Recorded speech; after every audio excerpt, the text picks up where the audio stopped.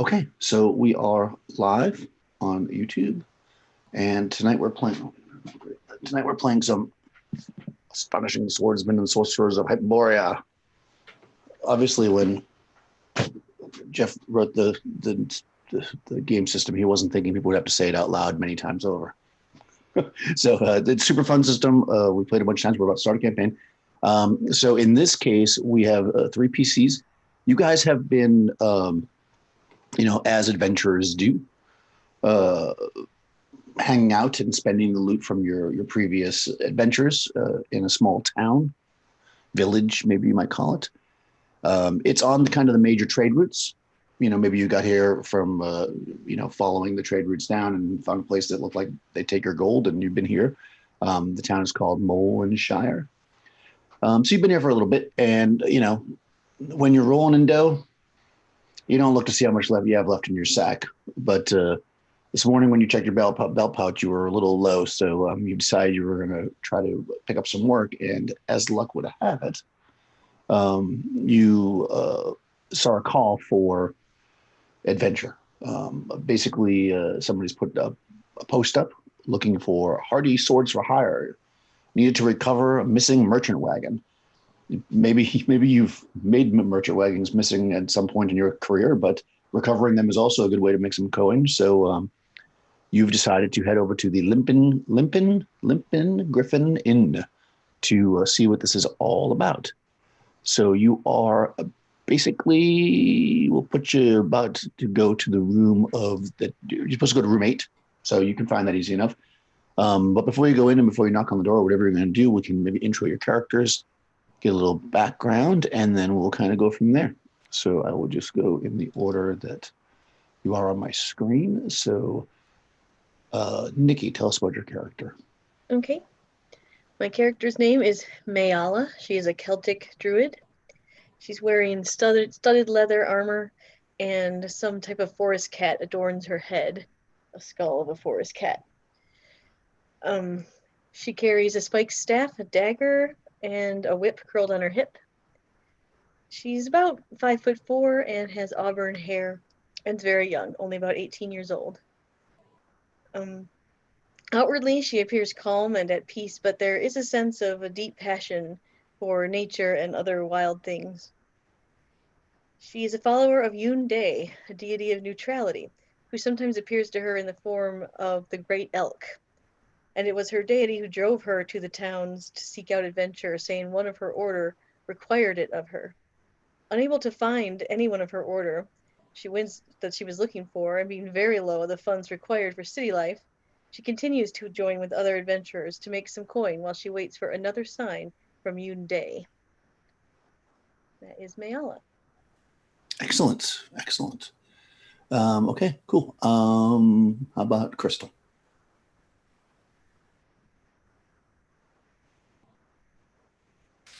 Going back several years ago on a rainy day, you see this woman who is in control of this team of horses. She's hauling a load of logs on this hill as she thinks about the conversation she had had with her father that morning about how she didn't want to haul these logs all day. The work was boring, and she wanted to go out on the front line and be in the heat of battle. And her father, of course, would have none of it. Your job for this clan is to haul logs, he said. No daughter of mine will be out on the front line. And as she pulls in to where she's supposed to haul her logs for that day, she slowly ties up the horse and she says, uh, uh, well, guess that's that. I delivered my load. And then she grabs an axe from a log and she slings it over her shoulder and begins to walk off into the forest. As we cut to her today, laughing with her friends as they come up, and she says, "And so then I killed him." What do you think of that story, huh? She asked as she kind of probably, like pats the shoulder of her last companion there, and that is Muriel. Excellent. And rounding us out, Tony. The large common race man that you see with the bright red flowing hair and red beard and mustache, fair skinned, even though he's from the wildlands, and he does not like being in the city, the occupied city with all the occupants and all the bustle and hustle that's going on. It makes him very nervous being here. But what little coin that he does get to buy his provisions to live on has gotten very low. So that's why he's here. When he sees the notice to go to this tavern, he tries to walk in the door without being noticed. But of course, his size and his build, his natural size and build, even though with some age he's got a little soft in the middle, but with the shield and the battle axe and the hand axes that are hanging by his side, he's just wearing these hides and these furs. Everybody probably takes notice of him for just a minute, and he mumbles to himself, "I'll never be like the common people here. I can never be quiet anywhere I go." And he kind of, as he's almost angry for just a moment, but he starts walking up the steps as softly as he can to room number 8. And that is Stigzer, the Berserker. Excellent. As Muriel hears you say this, she says to Stigzer, "Ha! I don't believe in being common." Excellent. So you guys make your way, up the stairs to this room, room 8, that you're looking to see who put this notice out, to recover, where they be a merchant or what have you. And kind of as you're approaching the door, it actually opens up, and a man is coming out. He's kind of, it's hard to place. He's probably of mixed blood, common mixed blood. He's almost 6 foot tall, shaved head, no beard or anything, very neat looking. He's got kind of very nice clothes on, with a nice long sword at his side, like a cape / cloak. As you kind of look him up and down, you might notice, especially those of you that used to travel, actually all of you are woodland people, you might notice that even though he's in like super nice clothes, like he's got these like hide boots on, and they're kind of, they look like they've been through, they're cleaned off now, but they look like they've been through mud, so they're not shiny and stuff as you would normally think somebody dressed in these, very nice clothes would be. And he's opening the door, and he kind of steps out, and he sees you there, and he starts a little bit, seeing 3, large adventurers in the hallway. And he says, were you looking for me? Are you answering the notice? Yes, we were going to answer the notice. What help with your caravan? Oh, excellent. I am Garin. And he kind of like does this kind of like stately-ish bow that's probably super awkward to you guys, not being, very city folks. And he kind of like backpedals into the room and kind of has the door open and invites you in. Come in. Wow, I'm glad I got some response right away. Well, some response that wasn't a drunkard that comes knocking on my door smelling of, and he kind of like sits down on the edge of his kind of simple bed. You probably maybe had possibly stayed in this inn before. It's just a very kind of basic inn. It's one of the nicer ones in the town, but this is a very simple town. So he sits down, and you kind of look around the room. You see that he possibly has not been here very long, because you can see that his backpack and stuff is still like fully packed. He hasn't like unloaded his stuff. The room's very clean still. And he looks you guys up and down, and he says, please close the door. Come in. As he talks about being glad that someone doesn't come, smelling of alcohol.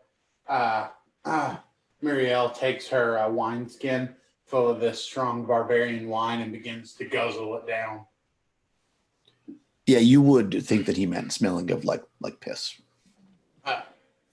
but maybe you smell like that as well. I'm not sure. But that's fine. I am a barbarian. Styx, are being the last in the door, instead of like, closing it like you would think of a man of his size, he just very slowly pushes it, close, and he looks towards to how to lock it, to try to lock them in with the guy so nobody disturbs them. Yeah, you can see that these doors, and you probably, again, you may have spent a night here or possibly came to visit somebody here. They don't have like a classic like lock, but there's like a bar that you can drop down from the inside to bar the door to lock you in. Yeah, he drops the bar real slight and gentle. Okay. He seems to this man seems to be kind of like, looking you guys over, sizing you up, and he waits till you're kind of settled a bit, till you've finished the wine and wiped your face or not, and until you put the bar down gently. And he says, so this is a delicate situation here. I am, as I said, Garan. My employer was transporting some very expensive goods on a merchant wagon. He thought that by keeping it secret and putting it on kind of a more normal wagon, it would go past any possible eyes of people who might steal it. Looks like that did not work out for him. The wagon has gone missing, and with it, he kind of leans slightly forward a little bit and pauses. He says, "Quite a few bars of platinum." Then he kind of leans back and he says, "It seems the others who were transporting goods on the wagon, some 2,000 or 3,000 gold pieces worth of goods of various types. There's not enough stake for any of them to send somebody after it. But my employer, of course, he wants these bars back. We're willing to pay, of course, and also anything else but the bars, you're free to take from these bandits who clearly must have taken the wagon." And then he kind of pauses for any questions. And if you don't say anything, yeah, go ahead. Well, what else would be on there other than platinum bars, if that's all they were transporting? No, the platinum. Someone is at the back door now. Oh, there's somebody at my door. Hold on. That's weird. Uh-oh.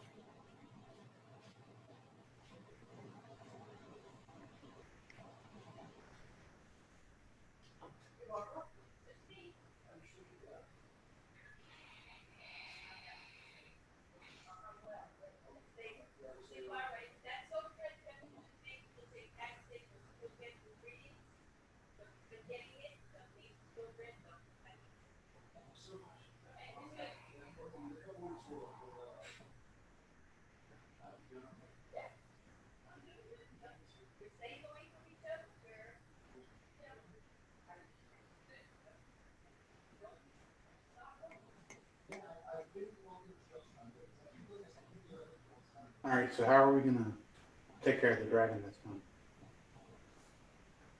Right? There are no dragons. I don't believe in dragons. I can throw my javelin at it, and that would be pretty hefty damage. There are no dragons in this setting. We live in a world without dragons.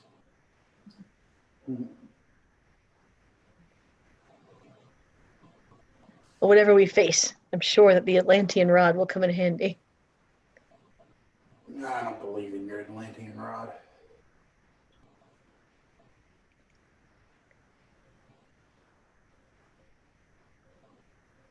Two hours later, words change. Right? We shall see what happens. If I have to use it, you might thank me for it.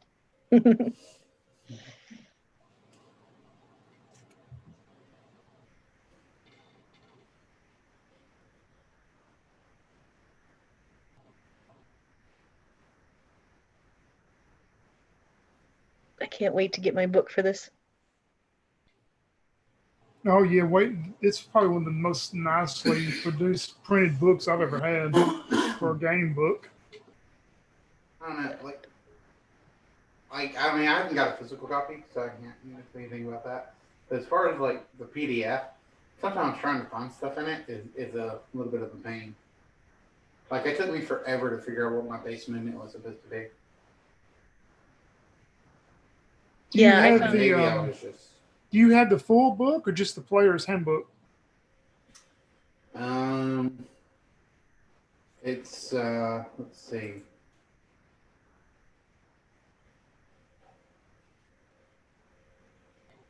Because the player, the It player's has handbook is like the three sections of what the players need. oh no. I got the full book. Astonishing Swordsmen, Swordsmen, the Hyperborea. It has the barbarian stabbing the dragon on the front, Mm-hmm. and like the wizard casting magic missile. Yeah, it's the full book. I mean, I got all the. That was unusual. Sorry, guys. Yeah, my neighbor came over. She brought me some Irish soda bread. Well, that was nice.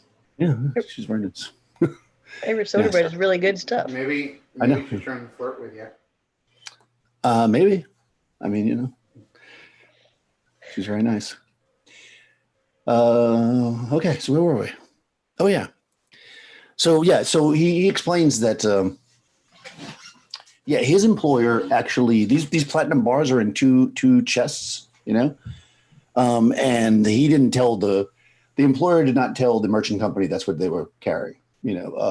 There's other stuff that's on there that they know of are silks and some other kind of like valuable items like trade items that merchants might sell, valuing it at a few thousand gold pieces anyways.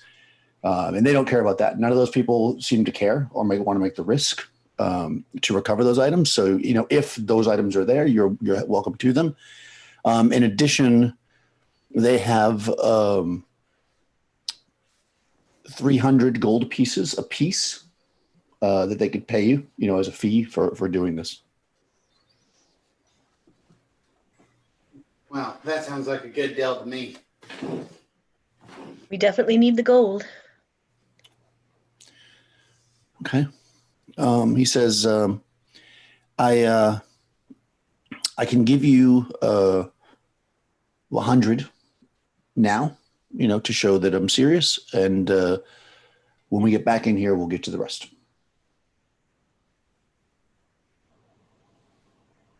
Yeah, you'd get no complaint from Stigzer because to that 100 to him probably is like 1,000. Yeah, it's a decent amount of money. I mean, clearly, you would probably know, being 5th level, that these platinum bars are probably worth a lot more than that. But at the same time, they'd be harder for you to spend for sure. At that level, they're really stuff that banks and armies and stuff use to transfer large amounts of money. It's not something that's really spendable. He says. Once we realized that the merchant wagon was missing, once my employer realized the merchant wagon was missing, they sent me to track it. And I found, about half a day's walk from here where it happened. I could see signs of a struggle and broken up trail that I followed into kind of a swampy area. And at that point, I realized that I probably shouldn't be approaching this, by myself, because one single bandit could not have moved all that stuff by themselves. So that's when I came here, which was the closest town, and set up looking for people. So that was about 2 days ago. The wagon's been missing for about 5, maybe 6, I guess 7 if we go tomorrow. But I would like to leave as soon as possible. I realize that you may have preparations to make, and I could certainly put you up tonight, or we could leave now. It's really up to you. I didn't even bother to unpack any kind of points. And you see, like I pointed out, like his stuff is still packed. Out of character, what time is it now? It's like 5, 6 o'clock. It's like the end of the day. I need Oh, you know what, though? 30 minutes to eat. And after we eat, I say we leave immediately. Oh, yeah. Yeah. You know what? no Roll me a problem. Roll me a D13. A D13. Yeah. I have a D14. Okay. You actually want me to roll a D14? Yep. Just if you roll 14, then just roll again. Uh, I don't have a D14 out, so 5. 5. Okay, because I just want to check something. So it is year 5, which is the year of the elk. So roll another one. We'll see what month it is. And that will be a 15. No, I'm sorry, no, a 14. Okay, so it can't be a 14. So Oh, sorry, yeah, can't be 14. yeah. Sorry. 6. Oh. Uh-huh. Okay. Well, if it's the 6th, the 5th year, the 6th month, then we're looking at. Oh wow. Okay. This time of year, I mean, you're looking at the days on Hyperborea are 23 hours and 55 minutes long. Today we're going to get 23 hours and 50 minutes of sun. So it's basically completely sunny. The sun's up, no matter when you go. So, but people still try to keep a relatively normal schedule. So even if you were to eat and stuff, you could go and you'd still be traveling during the day, I guess is my point. The day meaning it's light out. Yeah, Stig's all for that to eat and Okay. then go. Okay, cool. Yeah. I mean, he's definitely, he reaches down and picks up his bag and he's just going to leave the room with you. He's got everything right there. Like I said, he already has his sword on his belt and he just gets up and grabs a traveler's backpack and he kind of comes down and, finds a table down at the bottom where we all can sit with him and he puts the bag down and he orders, whatever you want. And while you're sitting there, he pulls out a sack with some gold in it and he puts it on the table. He says, slides it to the middle, whoever wants to take it. He says, so there's 100 gold coins in here and we'll, when we bring we're going to bring the platinum back to the other town, on the other side. And that's where I'll be able to get you the rest of it. And yeah, and you eat. Is there anything else that you want to do?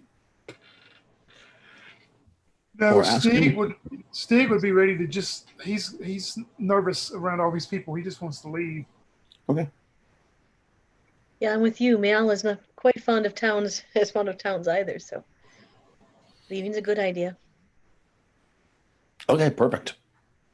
Yeah. Okay. Oh, also, I screwed up a little bit. It's not half a day's journey. It's 2 days journey. I saw 2, but it's 1/2. I thought it said 1/2, but it's 2 days journey. So it's about 2 days away is where he saw the tracks. So he basically orders up some fresh rations, while you guys are eating, and gets them packed up. And yeah, he as soon as you're done, I mean, he's basically with you, and you're on the way. You can travel, even though it's obviously light, you can travel for, several hours before you need to rest or whatever. But of course, you still have to rest, even though it's light time. You just sleep during the day, basically, the day. Okay, and off you go. So yeah, he is leading the way. If you don't have them, he procures some horses. And yeah, you get some horses and you guys are on the way down the road. Cool. Yeah, like I said, this is a merchant trade route. So it's clear roads, where you're traveling. You're not going to have any problem following any kind of a trail or anything like that. I mean, right now he said he knows where they got waylaid. So, he's kind of just leading the way and kind of heading down these roads. It's basically grasslands with a path in between, and you can definitely see the wagon wheel marks on the road, and the horses that you get are kind of almost know the trail because people get them and they move them from town to town, and you could practically just ride them without even having to direct them at all. They know the way down this trail. And yeah, yep. Well, can I use my I have like a ambush ability. Can I use that if we're on horseback? Hold on, I'm trying to find it again. On ambush Ambusher. mode. When traversing the wilds alone or with others of likely ability, the barbarian base surprise chances is increased by 1 on a d6. Furthermore, when outdoors and working with untrained, the barbarian increases the +1 party chance to surprise if he positions and prepares them accordingly.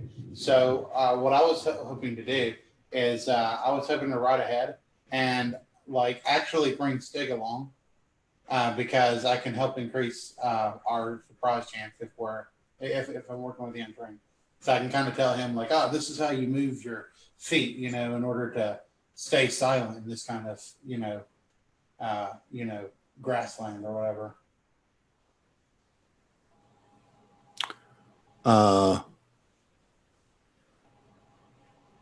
Yeah, I think what they mean by that is not that you're teaching them how to do it, but if you're actually setting up an ambush, the untrained people. But I also believe that the berserker has that ability. So you would, I think you also have ambush, don't you?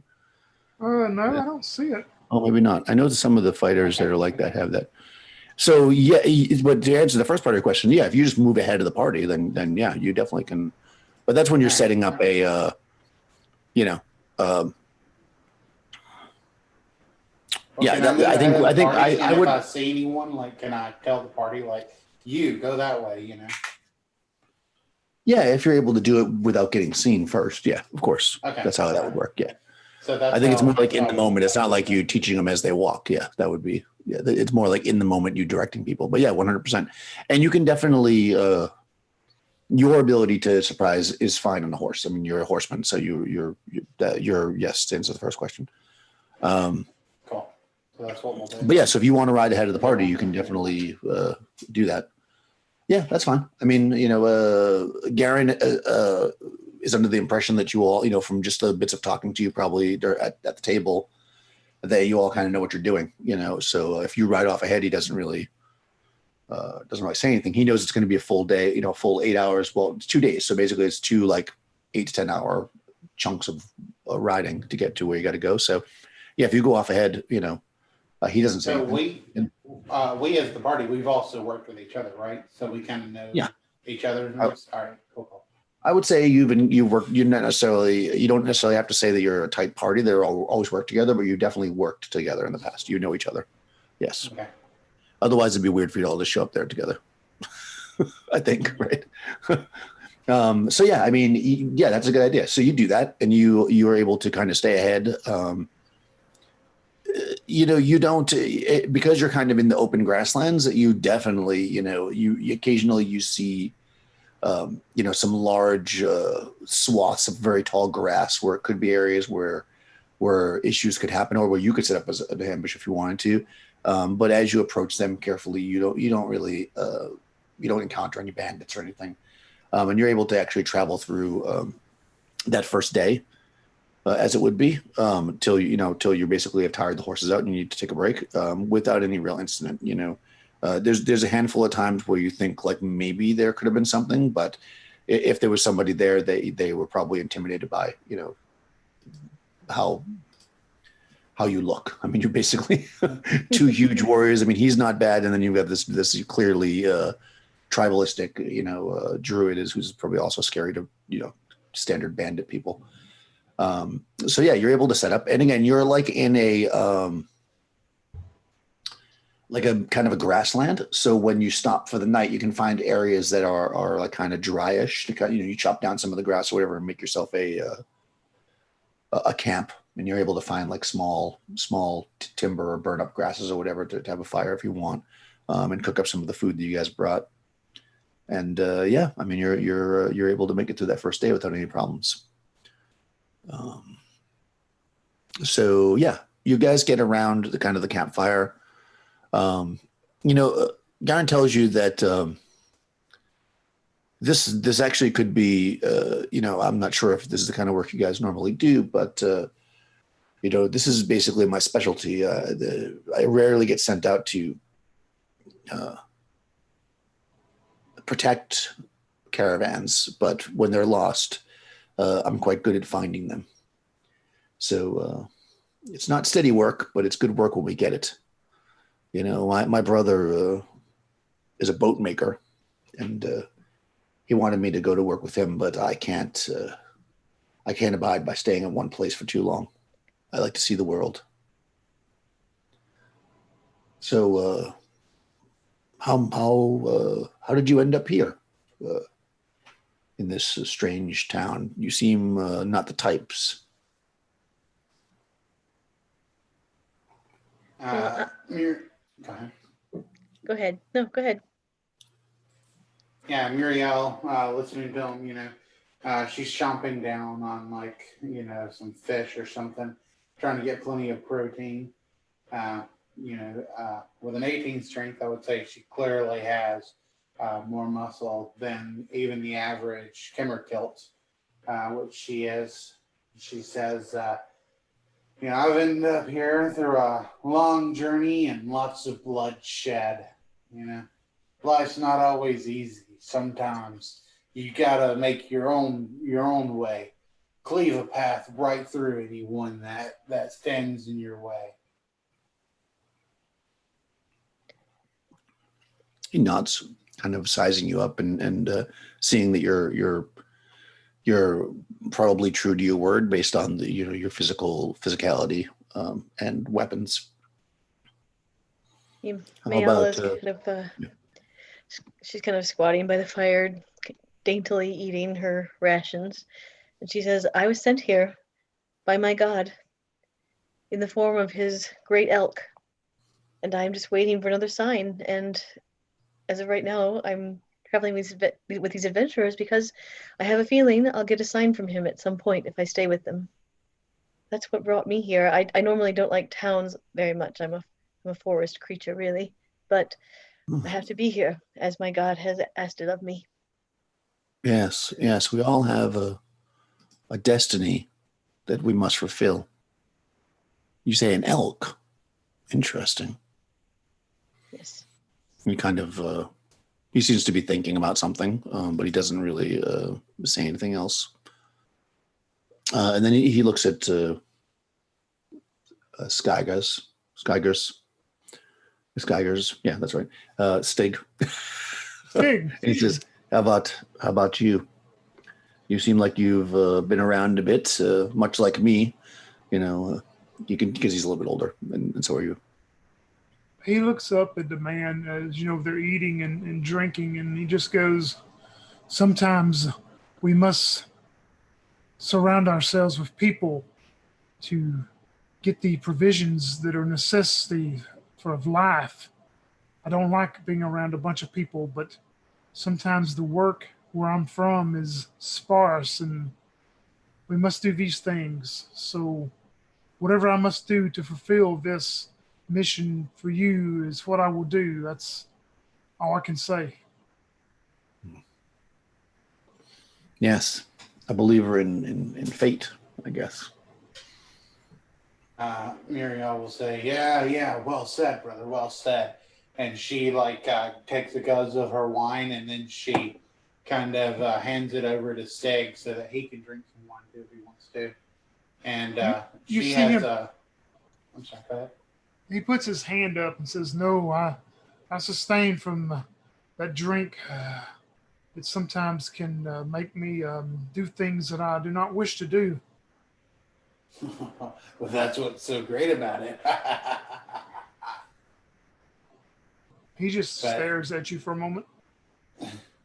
Yeah, she kind of shrugs and takes another swig. And on her shoulder, she has a tattoo of a horse head, which probably the druid would know, would indicate that she worships the god Krimmer. Mm-hmm.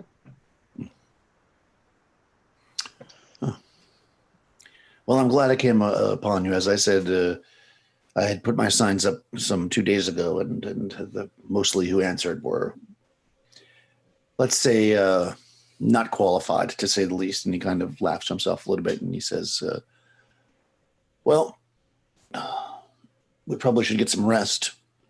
And do you want to set up a guard shift, or how do you guys want to do this? Yeah, Stig will look at him when he says the rest, and he goes, I will begin my rest early. I do not sleep well. I will be up during the darkest of the night, even though it's not much of a night, but I will stay up and then let the rest. Okay. Yeah, I mean he'll go whenever. He says actually I'm kind of an early riser, so if you don't mind, I would take the last shift before we leave. Muriel says, well, I'll either go to bed late drinking or get up early and start drinking. So if you want to take the last, I'll just go ahead and take the first. That leaves me in the middle. That's just fine. Okay, perfect. Yeah. So I mean, and again, it doesn't. I mean, you're used to this. You've lived through this probably at least once in your life. Um, even though the sun, when I say the sun's out, I mean it's daytime for all but an hour of the 24-hour period. But it still gets dimmer. The sun kind of moves. It goes along the edge of the world. So it's not so bright that you can't sleep, but you probably pull like blanket over your head or sleep and roll or whatever you've got, and settle down. And yeah, it's a pretty pleasant place to sleep. You experience kind of nice, kind of seasonal weather, which is from for where you are, it's kind of warmish with a breeze, and it's more or less sunny. So you kind of sleep in the warmth of the sun until you've rested up a bit, and at that point, he kind of again he's last, so you guys are all probably asleep. And when he wakes you up, he's already got everything that like the generic stuff, like the fire has been like spread out so that you can move quickly and everything else. He's already got that ready. So when he wakes you up and he says, "Okay, let's get on the road. The faster we do this, the faster we get." Oh, and he stops himself. He says, "I was going to say back to civilization, but I think for most of you, that's not really what you desire. But I got to say, I do. I like a nice soft bed sometimes." So he kind of stretches and cracks his neck or whatever, and he goes towards getting his horse saddled. Muriel will pat him on the shoulder and say, hey, whatever makes you happy in life, that's what you need to pursue. And she will take off the cork off her wine and begin to drink for that. Okay. Yeah, so you all get packed up and you're on the way. Again, same deal. If you want to be ahead, kind of like leading the pack again, that's totally fine. You kind of go through, after a bit of, you start to kind of enter into this area that has like some like small areas that are trees, and then you kind of come through them. So not really a forest by any means, but like small areas of trees that you then come back out into grasslandy areas, and you're kind of moving through the day. Again, this is a trade route, so it's a nice wide road with it. You're making really good time. When you get to the point where it's probably time to stop again, he says, we've made very good time actually. And I think that this is probably good. We could get to the edge of the swamp, but I think sleeping at the edge of the swamp is not always the smartest thing to do. So perhaps we'll cut off a little early, get some rest, and move forward once we're rested a bit. And he kind of starts looking around for a place to kind of set up camp, or you guys are very better at it than he is. So, if you're able to find something that's, again, there's a little bit of a tree line now, so you can get kind of undercover if you want. There's near the trees, of course. The reason why there's trees there is because there's water. So like there's some kind of a stream that bubbles up through the ground, and that's so you got some water there, which is probably good since you really didn't encounter much yesterday. And you're able to set up like a small camp. Again, same deal. You can have a fire or whatever if you want. Daniel, are there plants among the trees, along the tree line? I would like to look for anything that might be curative, knowing my companions' aversion to magic. They don't always like me to touch them with cure light wounds. Okay. I do have natural identifications. I could tell if a plant is curative or something. I was just going to check. Oh, nice. Yeah. Sure. Of course. How does that work? I don't know. It just says. Oh, let's look at it. Just says, the general classification of plant types, e.g., edible, poisonous, curative. A spiritual connection with nature provides this cognition. So, Oh, you can just do it. So Yep. really, it's just a chance of whether or not there's something there. So I'll Exactly. give it. Yep. Let me see. I'll give you a chance. Let's see. You're looking for curative. Curative, yes. Yeah, actually, you do find some stuff. You find. Let's see. We'll say there's. Okay. Okay, you find something that is actually good for poison. Okay. It's not so much like a wound healer, but more like if somebody is strucken by something that's poison, like a snake or something. This is something you can put on the wound to draw the poison out. If you make it like a paste. Yeah. So effectively, what you'll have to do is it'll probably take you a round or so to like mix it with water or however you're going to do it, and smash it up and then put it on the wound, and it will draw the poison out, like kind of like a neutralized poison kind of thing. Depending on how strong the poison is, we'll give it a chance if it happens. If that happens, we'll figure it out. But basically, that's what you find. Okay, thank you. Yeah, good. So yeah, so you get that. You're able to get some of that. I mean, you can even somewhat prepare it, I guess. There are like you do notice that because there's water here, that likely that animals do come here to drink. So if you want to hunt or something, but you have plenty of food, so you probably don't need to do that. Right. And that's up to you if you want to try to hunt something. If not, then he'll just make a fire, and because obviously they're not going to come if there's a fire burning. And you guys can eat up the rations you have. Yeah, no, if nobody else wants to hunt, if we have plenty of rations, there's no reason to hunt without need. So, that's how she. Hunt? Did someone say hunt? I'll go hunting for you if you want me to. That's not necessary. I think we have plenty of food. Are you sure? I'm sure. I don't like to take in the animal's life without a need of it. Okay. And she sits down and looks disappointed. Yeah, I mean, you've got it's only a day old now. The food that he got from the inn, and it was good. So you definitely have like tasty food to eat. You're not eating like dried trail rations at this point. You're still eating fresh food. Yeah, I mean, same thing. He basically sits by the fire, and he tells you some more tales of his adventures. He's been doing this for a while. You can tell. He's completely hairless, so you can't tell if he would have white hair or whatever. And he's got pretty smooth skin, but the way he talks, he seems to be fairly old. You would imagine he's around middle age. When he talks about that he does quite a bit of traveling, and when he first started, he was the caravan guard, but then he realized that there was actually more profitable in doing this kind of business because the other stuff was often months and months of low pay and no action. So this way, whenever he goes, he knows there's always action. So he kind of laughs and he kind of just pulls his cloak around himself, and then he's going to say the same thing, that he'll do the first shift in the morning if that's okay, and then he'll kind of roll over. Yeah, his story is kind of similar to Muriel's. So Muriel is actually kind of trusting this guy more than she normally would anyone else. So she'll wish him a good night when he goes to bed. Okay. Yeah. I mean, he doesn't. If you tell him stories, or whatever, he's polite and he listens to them. But then, like I said, he kind of he rolls over, and so we're going to do the same shifts, I guess. Same, fine with me. Yeah.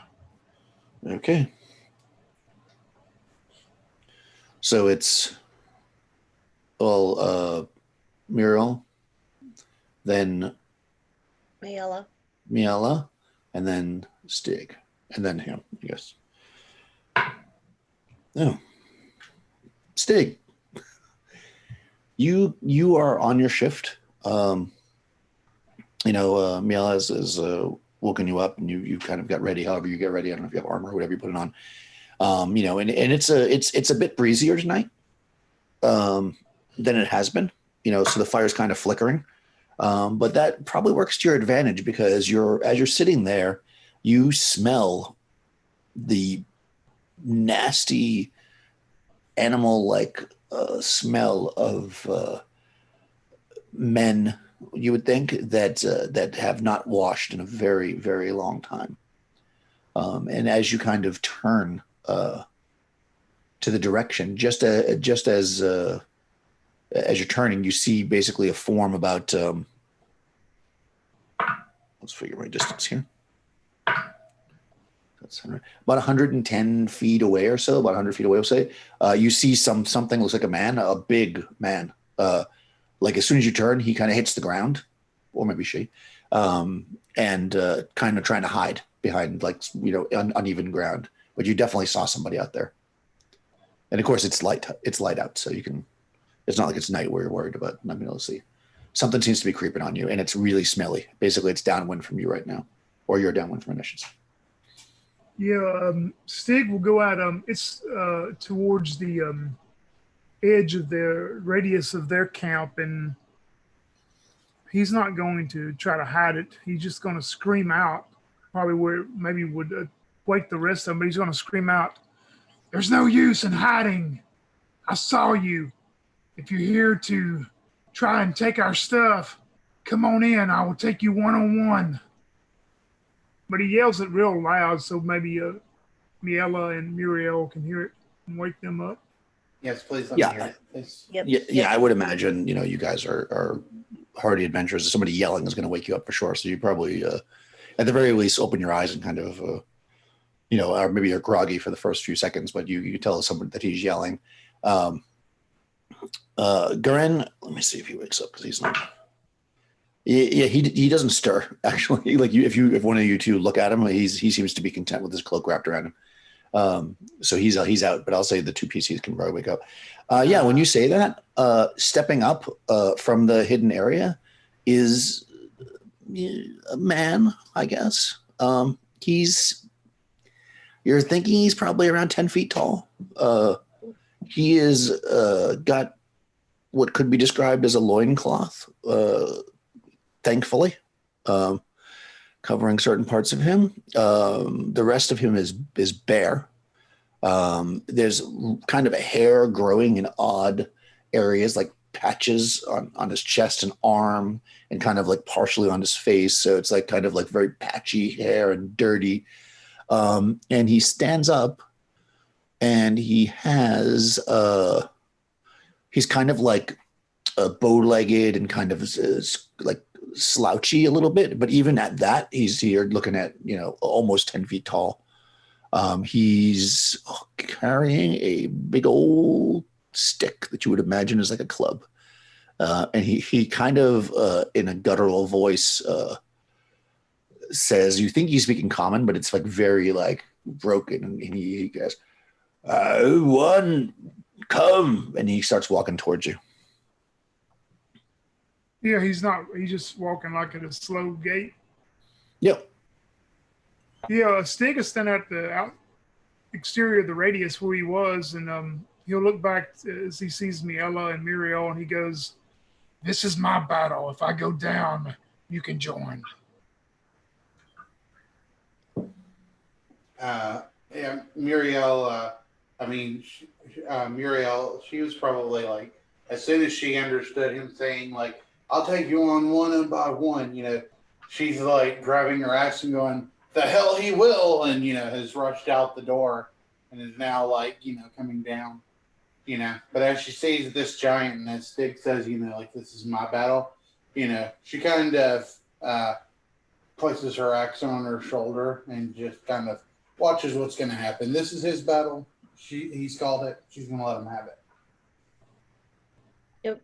I will place a hand on my whip and just leave it there, ready to spring into action. One hand on my whip, one hand on my spike staff. Sounds good. Yeah. So you guys, you start to walk towards him, and he's walking towards you. Kind of like a cowboy western standoff. I'll just say when you get within the range of with melee, whether you run at him or he runs at you or whatever, it doesn't really matter. We're just going to we'll just do a straight initiative because we'll consider it's not really a charge unless you want to charge at him. He's not charging you. No, it's D6, right? Yeah, just a straight D6. A 4. Ooh, he got 6. Okay. So he's actually just going to swing his big ass club at you.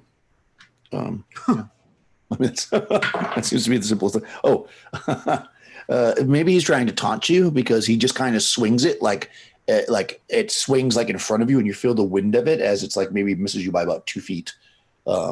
He just like swings it in front like a big wave, and then he kind of like looks. Either he misjudged you or he's just playing with you. It's hard to tell at this point.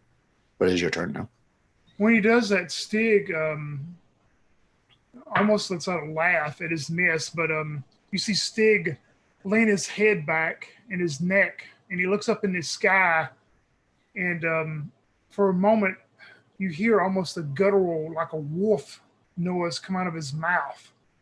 But then it changes to more of a roar of a bear as he goes into his berserker rage, thinking of his grandfather that he saw as a child who would transform into the shape of this wolf, and he was scared of his grandfather until he learned about the ways of the berserker later on. But yep, he's going into berserk rage.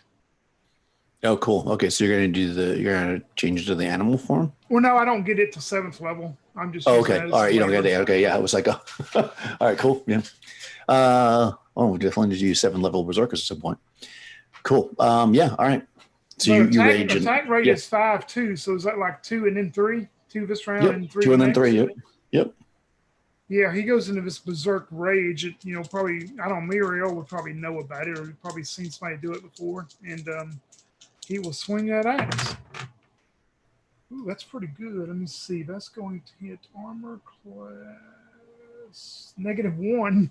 Oh, yeah, that hits. For Easily.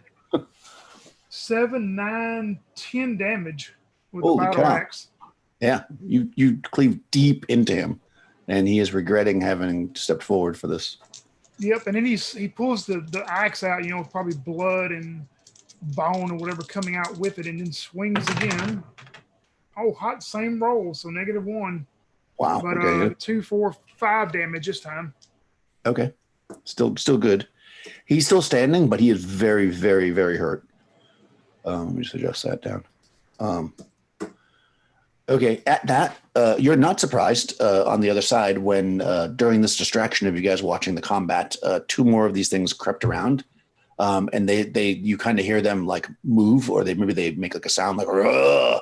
And they're standing back about 50 feet on kind of the flanks of the camp, and they're holding like large stones, like they're about to toss them at you guys in the camp. So what's everybody planning to remember in this edition? We state our actions first. So just generally what you're going to do, then we'll go through the initiative. So what's Miala going to do? You see these 2 guys. How far away were they? They're about 50 or so feet off to like left, right, let's say. And then straight ahead, you've got the combat with your companion. That's maybe like that's probably also about 50 feet away. So everybody's about 50 feet from you. Okay. I have a short bow. I will try to shoot at one of the ones behind us. I don't want them sneaking up on us or coming at us. So you're going to make a missile attack? Okay. How about Muriel? How far away are these things? About 50 feet. Oh, shit. Oh, my movement's 50, so I can make it there in combat. Muriel is going to charge with our battle axe. Okay. So your regular move is 50? Yes. Oh, yeah. Okay, so my perfect. combat's actually 25, right? No. Okay. Yeah, it is. But when you charge, you move your full movement, so you can actually make it to them in the first phase. That's what I was just checking.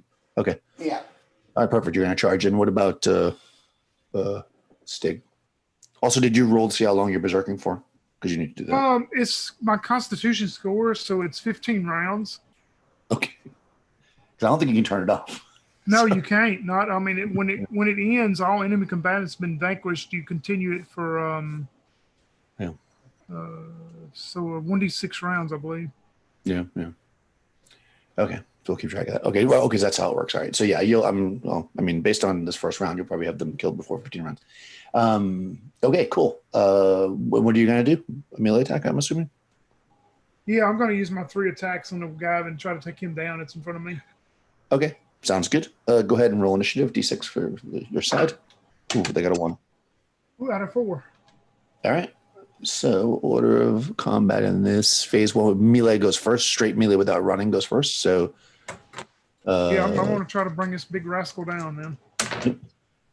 That may miss. Let's see. Armor class 4?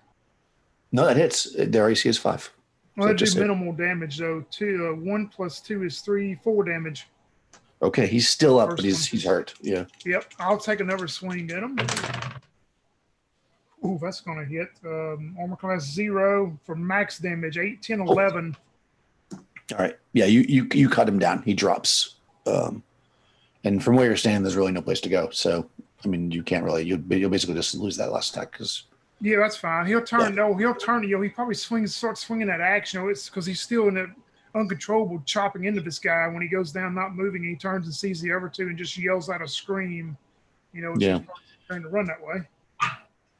Actually, you actually noticed because you're not surprised where he was ducked down. There was actually 2 more. So they're actually standing up. So you scream and you turn back maybe to see the body you just slayed, and you see 2 more guys stand up. Oh, okay, number 2. Yeah. Okay. Well, he's gonna run towards them next then. Yeah. Okay. All right. So then we'll do the charge would be next. So Crystal, Muriel. Yeah. Muriel, when she sees him getting, into this battle and chopping into him twice, she's gonna sit in there like, man, I want to play too. And then this guy steps up with the boulder and she's like, oh, hell yeah. She just like takes off running at him, like shield up, battle axe drawn back, ready to strike into him as soon as she gets there. Okay. Yeah, you can definitely do that. Because you're charging, you'll even no matter how many attacks you normally get, you only get 1 attack because charge is always 1 attack. But I'll have to attack next turn, or I can attack this. No. You can do it this phase. Yeah, because you made it in phase 1. So you definitely can do it. Oh, okay. Nice. Okay. Yeah. So that is a +3 for me to hit because I have a +1 due to my battle mastery, and then a +2 due to my strength because I have an 18 strength. Nice. +2. Oh yeah, +2. Yeah, so that's +3. Yes, got it. Okay. So sorry. No, you're fine. 18 to hit. Yeah, that should definitely hit. Oh, I'm sorry. Yeah, I'm sorry. Yeah. 18 is -3. Yeah. Yeah. What do your fighting ability is 5? Yeah, -3 is what I get. Yes, you need a 10 to hit him. Basically, both you and Tony, I think. Yeah, that definitely hits. And then and then my damage is a 1d8 plus 4. Nice. D8 plus 4. Boom. Total of 8 damage. Oh, nice. Yeah, so I just smacked my axe just right into his chest as I reach him. Cool. Okay, so just checking that you do 1 attack. Okay, so I did that part right. That's good. You have to run straight. We did that. Okay, so because you're charging, you get +2 damage. That's what I want to check. Although you lose dexterity bonus for your AC this round. So you actually do 10 points of damage, which is fantastic. It does not kill him, but he's really hurt. Do you have a dexterity bonus for your armor class?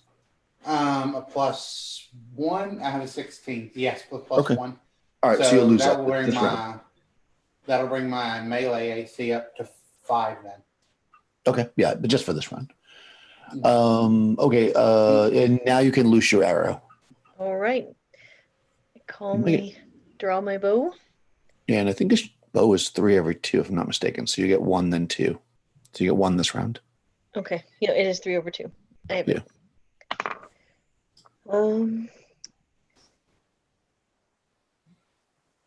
So I hit AC of 4.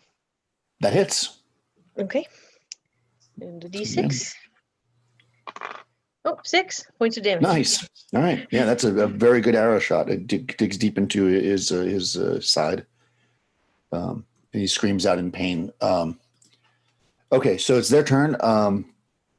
They're going to. I'll do it the same way that you're supposed to do it. So I'll do all the melee attacks will go first. So the one that's standing right next to Crystal, the one that you charged, Muriel, he's going to try to swing at you with a 13. That hits. Hold on. I went off the page to look at the charge rules, and now I lost my monster. That's why I have to have 2 of these open at once. Sorry about that. So I'm just going to screenshot this so I don't lose it if I have to change the page. Alrighty. Okay. So he got a 13. 13 hits AC 3. What's your AC, Crystal? Your character, you put it in the chat. It's 5 right now. Melee. Oh, 5. Oh, yeah, you just told me. I know, but okay, so that hits you. He hit you with this club for 6 plus 2, 8 points of damage. Okay. Yeah, it's like a big tree trunk club. Normally, because his club was so big, he might have gone first because you charged him, but I just figured because he's not very smart, he wouldn't. So I just kind of abandoned that. And then the 2, though, are going to charge at Tony's character. So they are charging. So we'll look at their. I don't think you have a very big weapon, though, right? Do you know your weapon? Just a battle axe, a 2, class 2. 2. Okay, yeah. So theirs is bigger than yours. So that's not. They're going to go for it before you. Although you already went in. No, you haven't gone this round because you couldn't, basically. Right? Yeah, I just. You did go. I'm sorry. Yeah, we're in the I next just, round. They can't go. Yep. No, you're right. Sorry. Somehow I thought it was the next round. I hadn't finished the first round yet. Daniel's brain is not working. The one guy's got to throw his rock first. Then we'll figure out the next round. So he chucks his rock at you with a 10 on the die. And that hits an AC of 6. Hit me? I'm AC 4. No, not you. Melee. I'm sorry. I jumped to you because I was doing all the melee, but actually your part of the round already went by because they won't get really to attack because you killed that guy. Right, They came up after you killed him. Yeah, so sorry. I just kind of skipped people. But you get hit by a rock, Melee. Okay. For 9 points of damage. Okay. Yeah, so you shoot him with an arrow, then he comes back and hits you with the rock. Sorry about that. I jumped ahead because the new guys entered combat, but that was all they did that round was stand up. Now we're in the next round, which means that currently there is one guy throwing rocks or threw a rock at Malaya, who you were engaging with a bow. He's still 50 feet away from you. Muriel, there is one guy fighting you. He's swinging his club. And there are 2 guys, Stig, that stood up and they look like they're going to charge towards you. Yeah, he's charging towards him. Okay. What about... I'll do another arrow. You're going to shoot another arrow, okay. And you're going to engage in melee, I'm assuming, Muriel? You'd muted if you're answering. Yes, I'm going to be doing melee. Okay. So, Tony, go ahead and roll initiative again. And over 4. Man, this thing rolls 4s.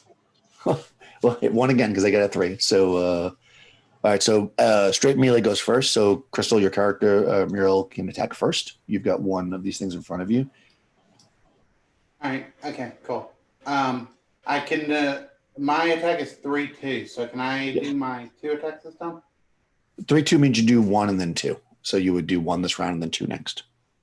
Okay, but last time I did the charge, so that doesn't count, right? Yeah, the charge doesn't count. Basically, it resets when you charge. So it starts fresh, basically. Yeah. All right, just making sure. Okay, Yep. So I'll hit them. You said when you did a 10, I just rolled a total of 14. Oh, nice. And that will be 8 points of damage. So cool. after we kind of connect with each other and he hits me, Marielle says, like she wipes the blood from her cheek and says, "Is that all you got?" And then she comes back in to slam him with her axe again. Okay. Awesome. Yeah. He staggers back. He's still pretty strong. Actually, you charged the biggest one. So, yeah, he's pretty strong. Still You're standing damn there. right I did. All right, so that's the okay, and then the charge will go next. However, their weapon is longer, so they're actually going to get to attack you first, Tony. So you're only charging one of them, so only that one will get to attack you first. I was going to say, I get 2 attacks. I was going to try to charge between them and make 1 attack on each in case they. Now, when you charge, you only get 1 attack. Oh, okay, I got you. Yeah, it like resets it when you do a charge. Like it's literally just the 1 attack. So I mean, you don't have to charge. You can take that back if you didn't know that. Oh no. That's. I mean, because he's berserk, so he would charge. That's true. Yeah, yeah. But so this guy, he rolled a 10, which hits an AC of 6, which I think misses you. Yep, I'm AC 4. Yeah. So as you charge in, he swings over your head, and you're able to get to him. So go ahead. Yeah, he'll swing at that one. Then it's trying to get him. That may miss. Let me see. Armor class 5? That's exactly his armor class. You got it. Oh, wow. Okay. So 6, 8, 9 damage.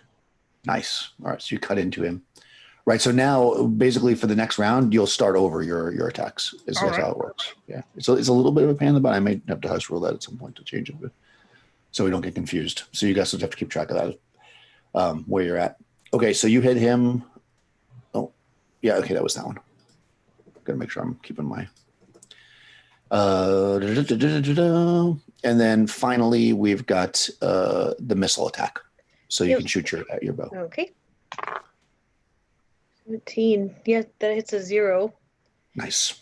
So, and 6 points of damage again. Nice. 2 arrows deep into this guy. He like bends down to pick up another stone to throw it at you, and it kind of hits him in the shoulder. And he screams out. Bows always 3-2? Yeah, she gets another shot. Okay. Yep. So I get another one, right? Yep. Awesome. Oh, that's even better. 19. So. Oh, nice. Yep. And 4 points of damage. Oh, wow, nice. Yeah, so you shoot him, he starts to stand up with this rock, and the blood's like dripping down onto this rock that he's going to throw at you. And then you plug him in the other side with the arrow. And he's looking, he kind of stumbles back. Like he's looking like on his last leg, nice. Basically at this point. However, it is then now their turn. So the one that's on Muriel is going to swing at you. Ooh, he critted. All right, so he gets a crit. Let me just see what the crit does. She said to bring it. She did say to bring it. Got a 5. Ooh, he's double gonna damage. need that. He's gonna need to do a crit in order to, save himself from me. That's true. Actually, it's double damage, but he rolled really low. So 4. Actually, it's double the dice. So 4 plus 2 is 6 points. So the crit actually did less damage, I think, than the regular attack. Nice. Yeah. So yeah, he hit you pretty solidly, but you like are at a good angle where you deflect it with your shield or whatever, so you don't take so much damage. The 2 that are on are Berserker. The first one already went and missed you, so the other one is going to swing at you. He gets a 15, which I believe hits. 15 hits armor class 1, so yes. That guy swings. Maybe he's swinging towards your back, so he's able to get a good solid hit on you. Ooh, for 10 points of damage. Yeah, as he hits him, you'll see Stig just let out a yell. As most of that comes off of his burst from being berserk, his temporary HP. Right, nice. Yeah, so he smacks into you with that, and you're able to just like basically shrug it off because you ain't feeling pain right now. And finally, the guy with the bloody hand, he throws this stone that's covered in his blood at you with an 8, though, so I don't think that's going to hit you.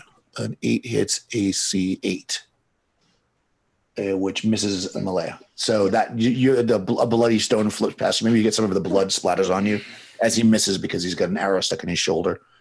So as we end that round, by the way, at this point you hear Garen. He's like, you hear him say, "They're coming around the other side," and he gets up and he starts heading like in the other direction, kind of towards the trees. So he seems to be signaling that there's more of them coming. So he's going off that way to fight one or more. Who knows? And there's a bloody guy that's throwing rocks at Malaya still. On Muriel, there's one guy, and there's 2 on the Berserker. So what's everybody doing? Malaya? Well, I see my people taking damage, so I'm going to expend one of my charges to go after one of these guys and hit him with the lightning. I'll have to move up 10 feet because it's a 40-foot distance. Okay, yeah, you can do that. Yep. Yeah, you can yeah, because you're not charging. So basically what that means is you'll actually go, just so you know mechanically, you're actually going to move and then use it in the second phase. So he'll be able to throw a rock at you before you get a chance to use it if you do that. Just so you know. Plus you got to pull it out. So Right. even though you won initiative, even if you win initiative, he'll still get to attack you before you go. But that's fine. Just so you know mechanically. Muriel? I'm going to be hitting this guy in Okay. front of me with my axe. But I think I'm going to change it up a little bit, and I'm going to hit him twice. That's a good idea. How about Stick? Stig is going to use his 2 attacks, this one on each. And also, I was going to say, remind you, if they make morale checks, they have a -2 penalty because of my frightening aspect. Oh, yes. Okay, good. Thank you. Because they might have to if you guys take down some this round, which you might. But yeah, I'm going to take 1 attack on each. Okay. All right, let's roll initiative, Tony. Let's see what happens. Come on, roll good.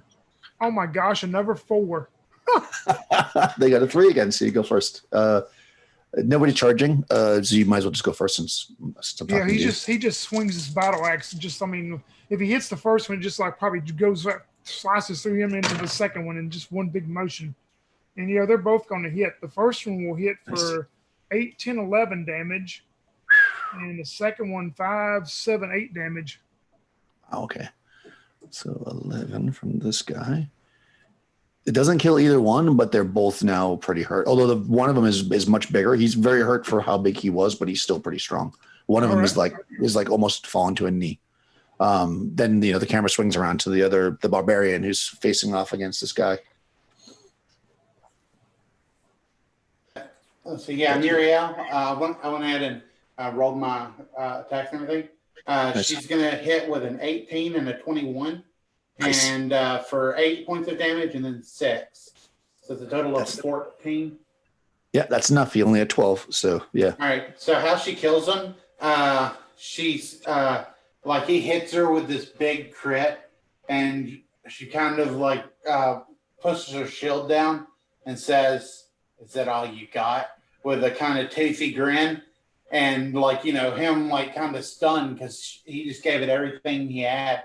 She takes her axe and like throws it behind his leg and then pulls it so that he falls down onto his knee and it breaks. And as it does so, she just brings her axe down straight on his head.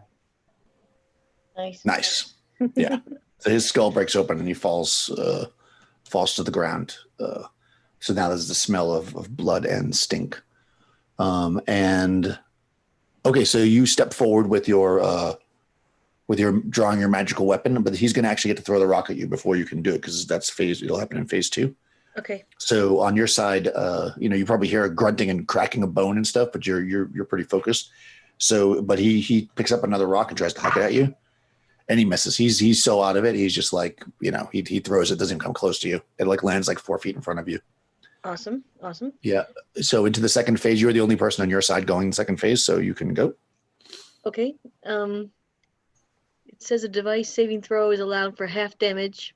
Okay. Modified by defense adjustment. Okay, so he rolled a 13 on device. His saving throw is 15, so he failed. So he'll take full damage. He'll take full damage. Awesome. So I step forward and I flick my wrist. And I think of it like Force lightning. Like I'm gonna go Palpatine on his ass. Okay. Wow. 7 points of damage, lightning damage. 7's enough. All right. Yeah. You fry his brain. Yes. And he's like smoking and like just after you see someone who gets struck by lightning and they just start, they're smoking and burned flesh. That's what he looks like. Yeah, and he kind of stands there for a second, like smoking, and then he just kind of like drops, like just falls like a statue or something, just like falls to the side without even bending his knees. And the 2 that are on the berserker are going to swing now. 18, that's going to hit. I have to look, and 6 is going to miss. I'm sure. Let me just check. Yeah, 6 misses. So you get hit once with the giant club, probably the same guy again. For 1 point. Well, actually 3 points because he's +2.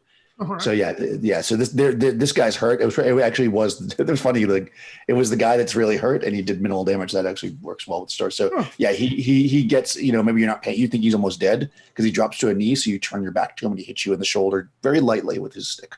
Yep, and that was a mistake. Yeah. And I guess we're going to the next. You hear combat happening kind of all over the other side of the other two. You guys hear that Gareth is fighting, on basically on the other side of the trees where you can't really see it. So what's everybody's plan? My 3 attacks, 2 on the guy that just hit me and 1 on the other one. Okay. How about the other two? You've got no foes in front of you. You see your berserker friend fighting about 50 feet out, and Gareth, you can't see him anymore. He's like over the side of the trees. Okay. I think I'm gonna drop my battle axe, and what I want to do is run towards that area. And if I see a bad guy that Gareth is fighting, I want to throw my battle axe at it if I'm in range.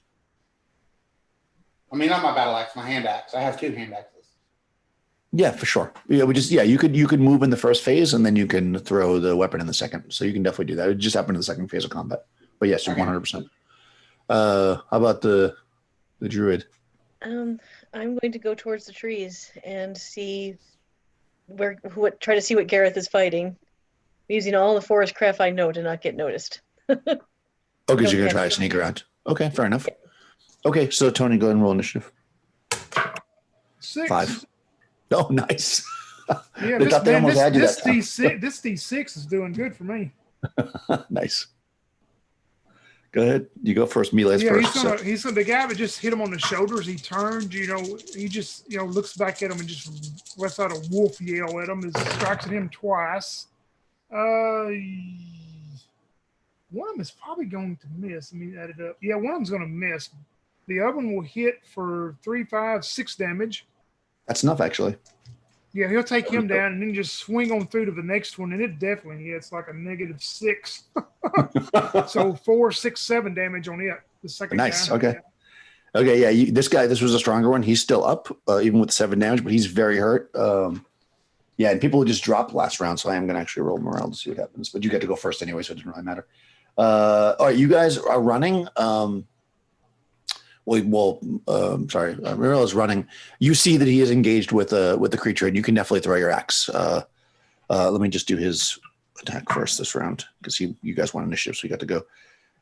He hits the creature. Okay, yeah, he looks like he's doing a decent job. The creature's got like several slices on him, but the creature still seems pretty strong. But you can now throw your axe.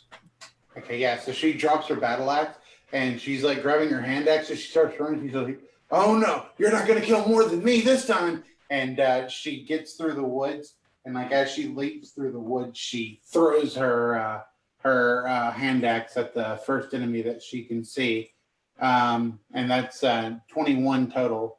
So I hit plus negative something, and then 8 points of damage, whatever enemy that lands into. Yeah, he's only fighting one of them. That's a pretty solid axe, like in its like back of its shoulder, as it's like maybe he sees you coming through the trees and he like kind of maneuvers the creature around so that you get a good shot at it, and that's a good solid axe into its back part of its shoulder. It's still barely standing though. So yeah, you kind of creep through the bushes and you see this combat going on. Malaysia, Yep. Okay. Yeah, your friend's engaged. Garen is engaged. I don't know if you really call him your friend. And your barbarian friend just threw an axe, but the creature's still up. Creature's still up.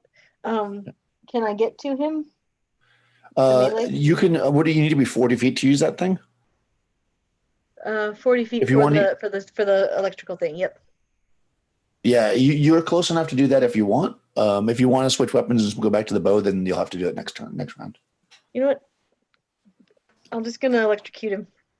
So he needs to make a device check. Like he fails. Okay. 4, 6, 10 points of damage. Holy crap! Okay. Because he's all right. So yeah, yeah. So he kind of maneuvers this guy I'm around. wrecking off the charges. No, that's good. You the axe goes into this thing and it like it's still strong, like it's going to take out Garen in front of him, and all of a sudden out of the trees comes this like lightning and then the thing is just like it doesn't even know what to think, and it falls down to the ground, and there's like its eyes start to like go dark as it kind of is smoking out of its eyes and mouth, and then it falls to the ground and dies. And on the other side, the berserker is faced off against one of these creatures, and it's your turn. I think you have 3 attacks too this round. Oh no, we'll be back to. I just used 3, so I'll be back to the next round. Oh, back to 2. Okay, yeah. I rolled a 4 on initiative again. No, it's your turn. You Oh, didn't it's go. still the same. Okay. Yeah, because I'll use the 2 on him then, the guy, and see if I can get him down. Oh, they're both going to hit. One of them will do 7, 9, 10, and the other one will do 4. So 14 total. Yeah, that's Nice. I may have actually screwed that up, but it doesn't matter. I mean, he wouldn't, even if he had attacked you. Let me just see. Yeah, he was going to miss anyways. He had like almost no hit points left, so whatever. It was just like a finishing blow. So yeah, you basically chopped multiple times into this guy as he falls to the ground. And right now you're alone, but I guess you can roll your how many rounds to get out of your berserk thing. Well, I was going to say I thought it was, but it's actually it goes the full 15 rounds. So we've been 6 rounds, I think. Is that right? 5 or 6 rounds? Yeah, that sounds right. Yeah, I wasn't actually keeping because I'm doing it on the computer, so I didn't. I think I got 5, but I think that would have really be 6 though, probably. So yeah, 6 makes sense. I mean, you guys probably hear the berserker like screaming out, and at the very least, Muriel, who's adventured with him, you probably know it's not a good idea to go near him for a while. Oh yeah, once I turn and see that there's no more foes, and I don't even see my allies. Of course, I don't worry about them. I just start. They just see me continue to hack into these bodies.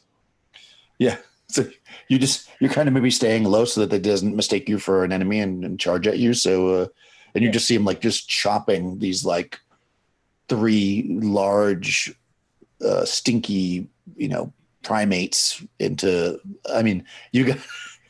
You got like 10 rounds. There's not much left of them by the time you finish berserking. Oh yeah.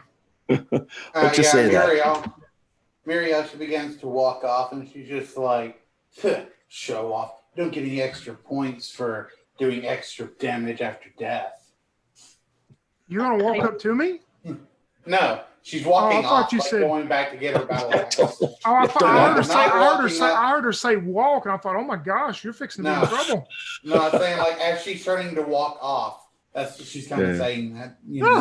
As she walks off, I do say, "Hey Muriel, how do you like my rod now?" What about it? I mean, it's pretty cool. It looks like the same. Sure, if that's your thing. I'll stick with my axe. I don't know. I think the druid may have killed more than you. That was my point. Hey, Daniel, my exhaustion I rolled, it'll be 1 turn, so 10 minutes is for my exhaustion. Okay, that's good. Yeah, so you eventually you stop hearing I don't chopping. I don't believe that druids could kill more than me. Yeah, that's okay. And I'll be right back. I got to run and do something real quick. I'll be right back, though. Okay, yeah. You don't have to believe it. You just saw it happen. Is what I say. She doesn't seem to comprehend. Okay. The barbarian marks all the kills if she had anything to do with it. She doesn't, it's not the final blow.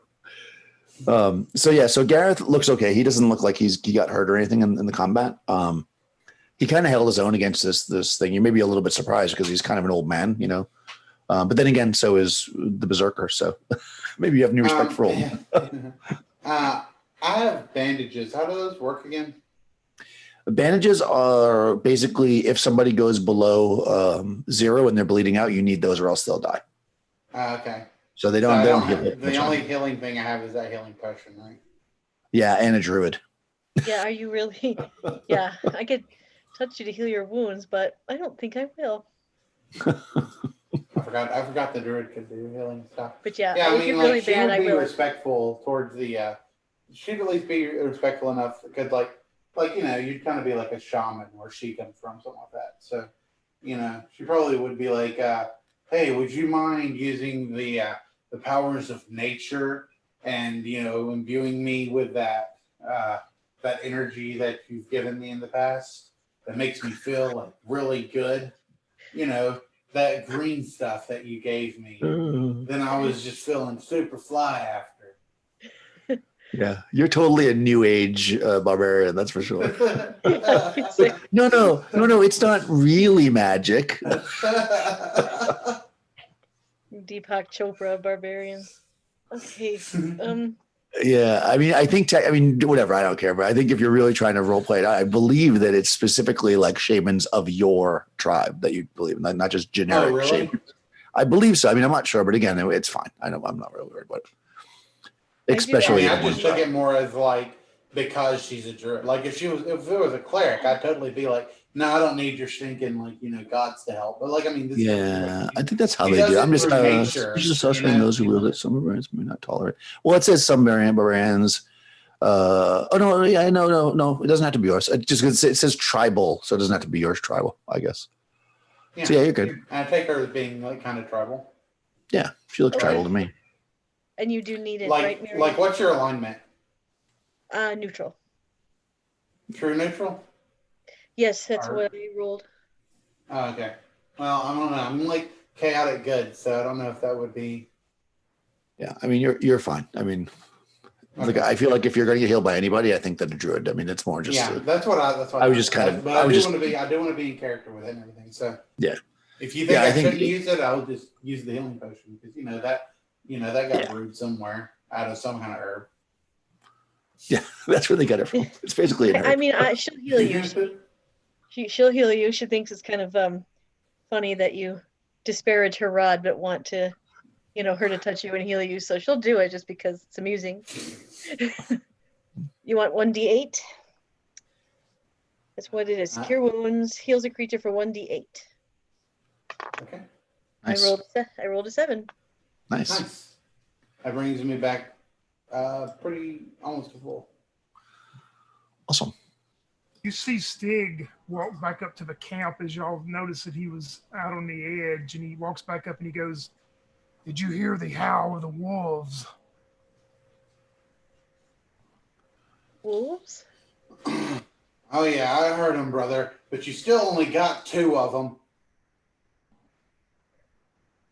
No, I think it was 3 at least. Nah, I only counted 2. You must be counting wrong again. Trying to increase your score. He looks at you like you're the one with trouble knowing that he killed 3. Well, barbarians can't count that well. So yeah, Gareth gets back and maybe you roll the bodies that are close to the camp away because they're pretty stinky. You roll them, upwind, so you're not stinking or spilling it. And even though it's light out, it's still kind of the middle of the night in a sense of resting. So once you guys get cleaned up or whatever, there's some water there, and you just take a moment to chill out. You're able to kind of get back and rest a bit more before you need to head out. The horses seem a little riled and stuff, so they're not really not really ready to move. You probably want to give them time to chill out. Do you get? Do we get hit points back from sleeping or? You will, but I think this is the middle of the night, so you probably won't get it till tomorrow. Because you're not going to, unless you want to stay for 8 hours. You got to rest 6 to 8 hours to get anything back. And since you're kind of already halfway through the night, I'm going to say that you'd have to, if you want to do that, you can, but you're going to end up probably get to the swamp later tomorrow. So I guess it doesn't really matter because it's light, so you can definitely do that. I definitely need to get some hit points back. Because I used my cure wounds on the barbarian, so if no, that's totally fine. Staying, yeah, I mean, being that I keep forgetting that it's basically 24 hours of light, so it doesn't really matter. You can definitely, sleep in a little extra if you want, and you'll get 1 hit die back. So you just roll your hit die, okay, plus any Constitution modifier. Have any? No. Oh, I do actually. Oh, perfect. Okay, 6.7. Nice. Thank you, Daniel. Yeah, you're able to heal up. You all notice Stig after we rest, and you see the injuries on him are pretty much gone as he's washed and cleaned them. And I feel back to my energized self. we should move as soon as you are ready. Yeah. Marielle has, like, she probably still has a few bruises on her, but, she's also cleaned most of her wounds and stuff and says, oh, yeah, I'm ready to get into the next part of this. Come on, let's go. It's going to be awesome. She drinks some of her wine. I am also ready. Quick question, Daniel. How long does it take in this game to get my spells back? It's a whole day, right? A full day? Yeah, I mean, you rested. You would have got him back in the morning. So I'll say since you rested extra, you can get the spell. But you only cast one spell, right? So you can get that Yeah, back. just the one. But it's an important one. Yeah, you can get that back because you basically then spent an entire rest period. Okay. Yeah, I can't remember exactly what. Oh, here we go. No, that's spell resistance. It doesn't matter. I'll say in this case, it's fine. Okay. If it had been like the last rest, the last shift, and you guys had to move in the morning, then I would say no. But since you literally stayed another 8 hours or whatever, you're fine. Okay. And interestingly enough, and you probably know this, that with those nasty, smelly humanoids, like no animal is going to come near this area except maybe more of them. So maybe you're on the lookout, but nothing bothers you. And you spend the extra few hours resting and kind of washing your wounds and stuff, and eating and kind of refreshing yourselves. And you head off. And Gareth wasn't hurt, but he has no problem. He's a little bit in a rush, but at the same time, he knows that you're hurt, and he wants to make sure that that you that you're able to recover. So he seems okay with waiting. He's not really that worried about it. Okay. Okay. Okay. So you are traveling not very long because, like he said, he was like, you don't want to camp too close to the swamp. He knew the swamp was coming up. After just a little bit, like a couple hours of travel, you guys enter in kind of the swampy area. It's kind of it's a bog, so it's it stinks as bogs do. And it's very like you got these little trees with like the roots coming up out of the ground, kind of low hanging branches. It's all lots of mosquitoes and various just bugs flying into your nose. Your horses are, as they're walking, it's kind of like, making sounds like that. So you're not very sneaky anymore, but, and their tails are going crazy, knocking the bugs off. Garen stops, but I guess probably, you're probably slightly ahead. So he has to call you back, and he looks and he kind of points out to you, there's like a tree that has like a mark, like somebody took like an axe or something and marked it. And he says, I marked this tree so I'd know where to get back in. Back when I first found the trail, of course, I could see tracks, but it's a bog, so it's cleared up and there's really no tracks now. But I remember the way I marked it, so we should be fine. Just to look for my axe marks, if you want to still stay ahead, or you can let him go first. That's up to you.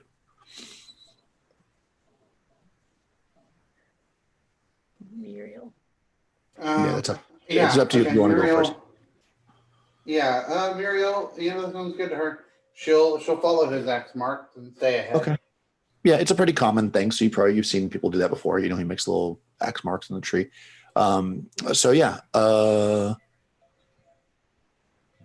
It's a bit of kind of a slog, as it would be through the muck. But by like midday, so you've been traveling maybe like 6 hours or so now. You see that you can see. I couldn't find anything to do that. To get started, you need Cancel. to kitchen at Bonnie's. Alexa, stop. Okay. I don't know why it said that. Cancel. That's too funny. Okay. I don't know why it does that sometimes. Anyways, I have box decks. By midday, Garen indicates a large cropping of rocks ahead, rising from the swamp like the back of an immense sludge-blanketed tortoise. I love box text. So yeah, he points out this like huge, like rocky area, and he says he saw the tracks go that way. And continue to move. I guess I just explained that. I should have read that first because that was the cool part. But the tree thing is what happens. So yeah, you start to move forward. It's getting late, but at this point you're kind of in the middle of the swamp. So he kind of looks at you and he says, normally this time of day we'd want to break and the horses are getting tired, but he says, I don't know that we want to. There's really no place to be here. The water's on the ground and the mud. I think we're gonna have to push forward. Yes, swamps So, are I mean, not if- good camping places. Yeah, I mean, since you guys have outdoor skills, if you want to try to find something, I'll give you a chance. But basically, it's not a very good place to camp right here, in general. I mean, you would know that. I used to camp places like this all the time back Back when I was younger.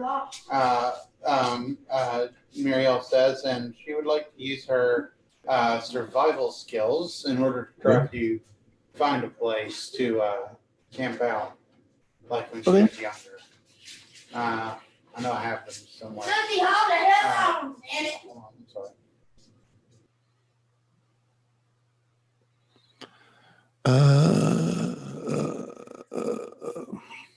Track. Wilderness survival. Hunting, trapping, fishing, boating, shelter building, fire building, including travel, smoke signals, lodging, woodworking, raft building, and so on. Yep. And Yeah, there we go. Yeah. Yeah, I mean, I think you can definitely do it. And I mean, I wouldn't necessarily make you roll, but you are in a swamp. So to find something dry, I'll just give you, did you have a tracking skill or something? Let's use that as the track. Yeah, I have a wilderness. I have a base 10 and 12, but so let's do that. Let's do 10 and 12. You can roll it. So 10 and 12 to find like a rocky area that's out of the water that you could actually set up to. I rolled a 10 exactly. Okay, yeah. So you find something. It's not. It's enough space that you can kind of get up out of the water and set something up. The horses are still kind of ankle deep in the muck though. So, but you definitely can find something if you want to rest. That's up to you. Look right here. This sand dune will do just fine. It's more like rocks with slime on them. Yeah, the sand dune right here in the middle of the swamp. This is exactly what I used to camp on. You see, you got you a nice log here for a seat. Set up a little tarp between those two dead trees over there. Stig looks at the barbarian and then looks towards our employer and wouldn't it be better to go to a higher ground? Can't we make it to higher ground? Well, he says, I would imagine that the bandits' camp is much more secure than we are right here, but I can't imagine that, that it's much further. But I don't know. It could be a few more hours of travel. It's if we want to push the horses or not. If we stay here, even in this raised area that Muriel's found, it still could be those creatures come out of the swamp. I think it's best to move on. I agree with Stig. I think we should move on. I don't want to get attacked by those creatures. Yeah, you could tell that Garen was okay with stopping if you all wanted to, but he seems much more anxious. He's he kind of says, he's okay, good. Well, yeah, I think so. And the horses aren't really going to be rested, even if we were to get off them here. I think we can just we can keep going a bit anyways. But he says this is as far as I went. But logic would say, and he kind of points, and you guys being outdoors people, you'd probably agree with him that it's pretty clear, the direction that you would go to get through the swamp. Basically the swamp is, it opens up into larger bodies of water that you need a boat or something on the sides. So there's maybe I don't know, 100 yard to maybe eighth of a mile wide track that you can basically follow. That's the swamp. So there's really only only one direction to go, really. Even though you don't have a trail now, there's really only one way that they could have gone unless they had a boat. He says, and you would probably agree, because otherwise they would have had to have swam or something, and that seems unlikely. So you continue to press on. What were you going to say, Crystal? Muriel is over there, and she's kind of measuring the trees to see how far up to hang her pallet, and then everyone's talking about moving on, and she's kind of oh, okay. And then she kind of like hangs her head and puts the tarp back in her backpack. Okay. Yeah. So you're moving, again through the swamp, and there's really, it's through the swamp. So as you're moving through, it takes another about 3 to 4 hours before you come upon what you think might be what you were looking for. You can kind of tell that the water level has dropped a bit, so the ground's still wet and stuff, but you're seeing like larger kind of outcroppings of rock, and it kind of blocks the way. If you, in other words, if you were to just keep going straight, you're going to run into kind of like these rocky areas, and you could certainly go along them, but you don't know like how you get past. So you would think that there must be some kind of a pathway through here. So I guess you guys can search if you would like. Let's see. Of course, you got the barbarian thing, so I'm going to say that you can use your 10 and 12 chance for sure. Everybody else can be a D6, 1 or 2 to find something interesting. Oh, and I'll roll for him as well. So, if you want to roll, you can. Roll 4. Yeah. You can use a 10 and 12. Everybody else will be a 1 or 2 at a D6 to find anything interesting. Nope. Got a 3. Nope. Okay. Yeah. No, nothing. I got a 4. So I passed. Okay. Oh, 4. Okay, that's really good. Actually. And he actually got a 1 too. So basically, as you guys are kind of looking around for tracks or a way to get around this thing or whatever, you see what looks like, like it looks like the two rocks are kind of coming together like this. And you think maybe it's just like an indent, but as you're looking at it, it actually opens up and it's more like a cave at the edge. So kind of if you go into this like recessed area, there is a cave going back. And you kind of look and you can see actually that there's what look to be some like logs, like I guess they're not they're not boards, they're like logs, but long logs, kind of like they're laying down in this like tunnel, almost like making a bit of a floor so you can walk because the ground's so muddy. So they're making like kind of a wood floor, but I mean, to say it's a wood floor is, giving it a lot of credit. It's basically a few logs laying down so that, you can walk on it without sinking in. Because of that, you don't really see like footprints per se, but you can tell, especially as a barbarian and you roll so well, that like certainly booted feet have walked over these logs because there's like rips and tears and pushed and stuff. So it looks like this is something that's been inhabited before. From where you are, you can see, there's like some bushes and stuff that you had to kind of go through to find this area. You can see this area, I say, and it's about, it's at its shoulder width. So that's like 2 feet, 2.5 feet wide. And it goes off into the darkness with these logs kind of paving the floor, for lack of a better word to say it. Marielle. The height of this it ranges anywhere from about 6 to 8 feet, maybe a little bit lower in some spots. So like when you first get to the cave, it's probably a bit lower. Then you can see it opens up a bit, then goes down. So if you're particularly tall, you might have to crouch a little bit, but otherwise a human can pass through here without too much trouble. But now, go ahead, sorry. Marielle gets a big smile on her face and her eyes grow wide with childlike wonder at seeing this dark, deadly cave with possibly who knows what ready to pounce out and kill them.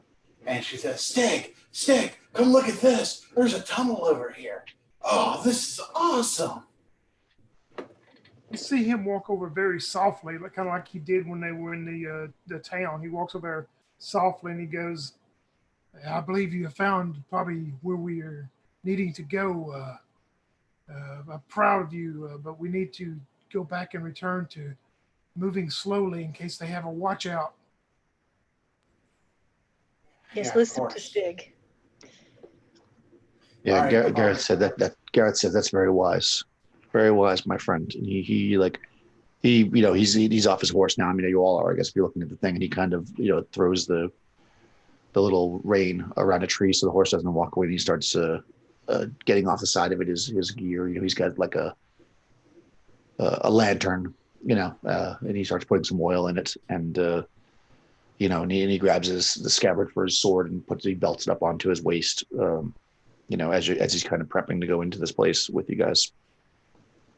Yeah, and Stig will, with his shield hand, he reaches out and it looks like he's fixing to slap Muriel on the back, but he just gently pats her on the back and says, "Well, since you found it, when we get back to town, I'll refill your wineskin for you." Muriel laughs and says, "All right," and she brings out her battle axe and starts to stretch, and she says, "I'll lead the way and take the front line out for you. But everyone on the front line counts as two, just so you know." Well, if you hear the howl of the wolves, I would advise you to get out of my way.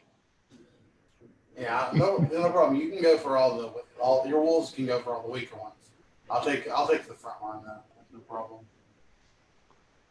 That's where they keep the strongest fighters at. Nice. So Gareth, Garen lights up the lantern because you're definitely gonna need it. It's dark in there. And he says, and just mechanically, it's only about shoulder width, so you're not gonna be able to wield a shield in here. You can have it obviously on your arm, but it won't give you any benefit, not until you get into a bigger space. Like where you're at, you won't be able to use a shield. All right. You're welcome to carry it, obviously, but especially a large shield. Otherwise, you can get through no problem. Nobody's particularly tall, right? So I don't think it's really a problem. 6'3", so he may have to duck a little bit. Yeah, but you're not so tall that so there's probably times where you're going to be, because you're probably wide too. So yeah, it'll be a little tricky, but yeah, you can definitely fit through it. It's not a problem. Any normal sized person can get through it. All right. So we're doing what for marching order? You're going first, Muriel? Yeah, I'm gonna go ahead and do my ambush thing. Okay, so you're gonna, all right, so you're gonna actually move slightly ahead of the rest of the. Yeah. Yeah. Okay, that's fine. It's pretty dark. I'll say that, using your hands and stuff, you can kind of maneuver through the cave without too much light if you want to stay really quiet. But if you won't be able to really see anything until you know what I'm saying? Just so you're aware of that. Because if you're carrying a lantern, you clearly can't set up an ambush in a dark space. Like that would be impossible. Yeah, so that's fine though. But you can definitely put your hands on the wall and cut. Well, it's narrow, so you can. You can. Yeah, you're a barbarian. You can definitely do that. All right, and then you're gonna like ape walking stance and like 1 foot on the wall, one hand in front of her, and crouch down, moving very slowly, and feeling your way through. Besides, when you're crouched, people don't see you anyway, or they don't notice you. Huh? I'm not trying to understand. I'm creeping. I'm sorry. I'm just describing creeping through the cavern. Okay, yeah. So you're using your hands to direct yourself. So so effectively you won't be able to see. But what I'll do is, if you get to a thing when you get to an opening, let's say a passageway where it turns, you'll know, and I'll let you know, and then you can deal with that at that point. Because using your hands on the wall, you should be able to tell that. All right, so you start to move forward. Garen, knowing what you're doing, stands back with the lantern, prepared to, I guess, go second or third or whatever, so you can light the path there for the rest of you. So you move up. You go in. You can. It's slippery, but again, you're a barbarian. It's probably a big deal for you. You're walking kind of. You can tell that they laid down these logs to kind of give you some kind of a pathway, because you can actually feel it kind of sink a little bit. So you think that if it wasn't for these logs, you might be at spaces to your ankles, if not your knees, in mud as you're kind of moving through this space. And you're being, super slow to be quiet because it's pretty noisy, any movement you make in there. And your hands are getting kind of caked in mud from being cut into this, this kind of,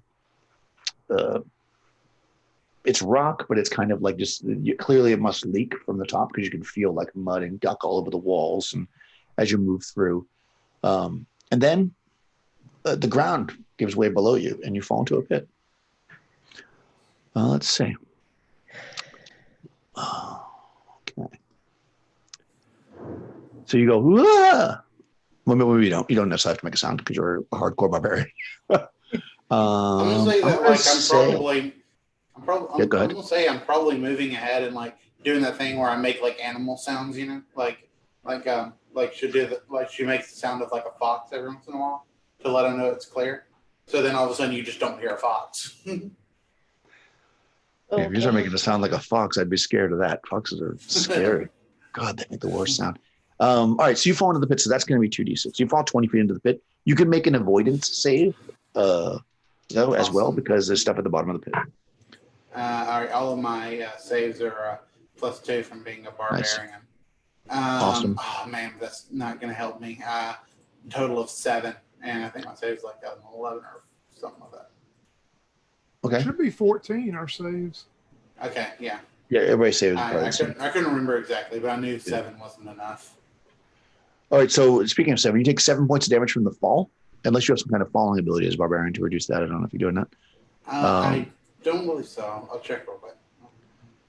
But you land on like something. I mean, it's dark, so you can't see it, but you feel these like sharp things dig into you, either sticks or some of them probably even feel metal. As they cut into you, and you take so you take 7 points for that. So you take 7 for the fall, and then 7 for the pointy stuff, unless you have some kind of fall save thingy. I don't know if barbarians do. Okay, yeah. So you take 14 points of damage basically, and you are, everybody else hears like you probably hear the sound of like cracking of wood, and then probably a.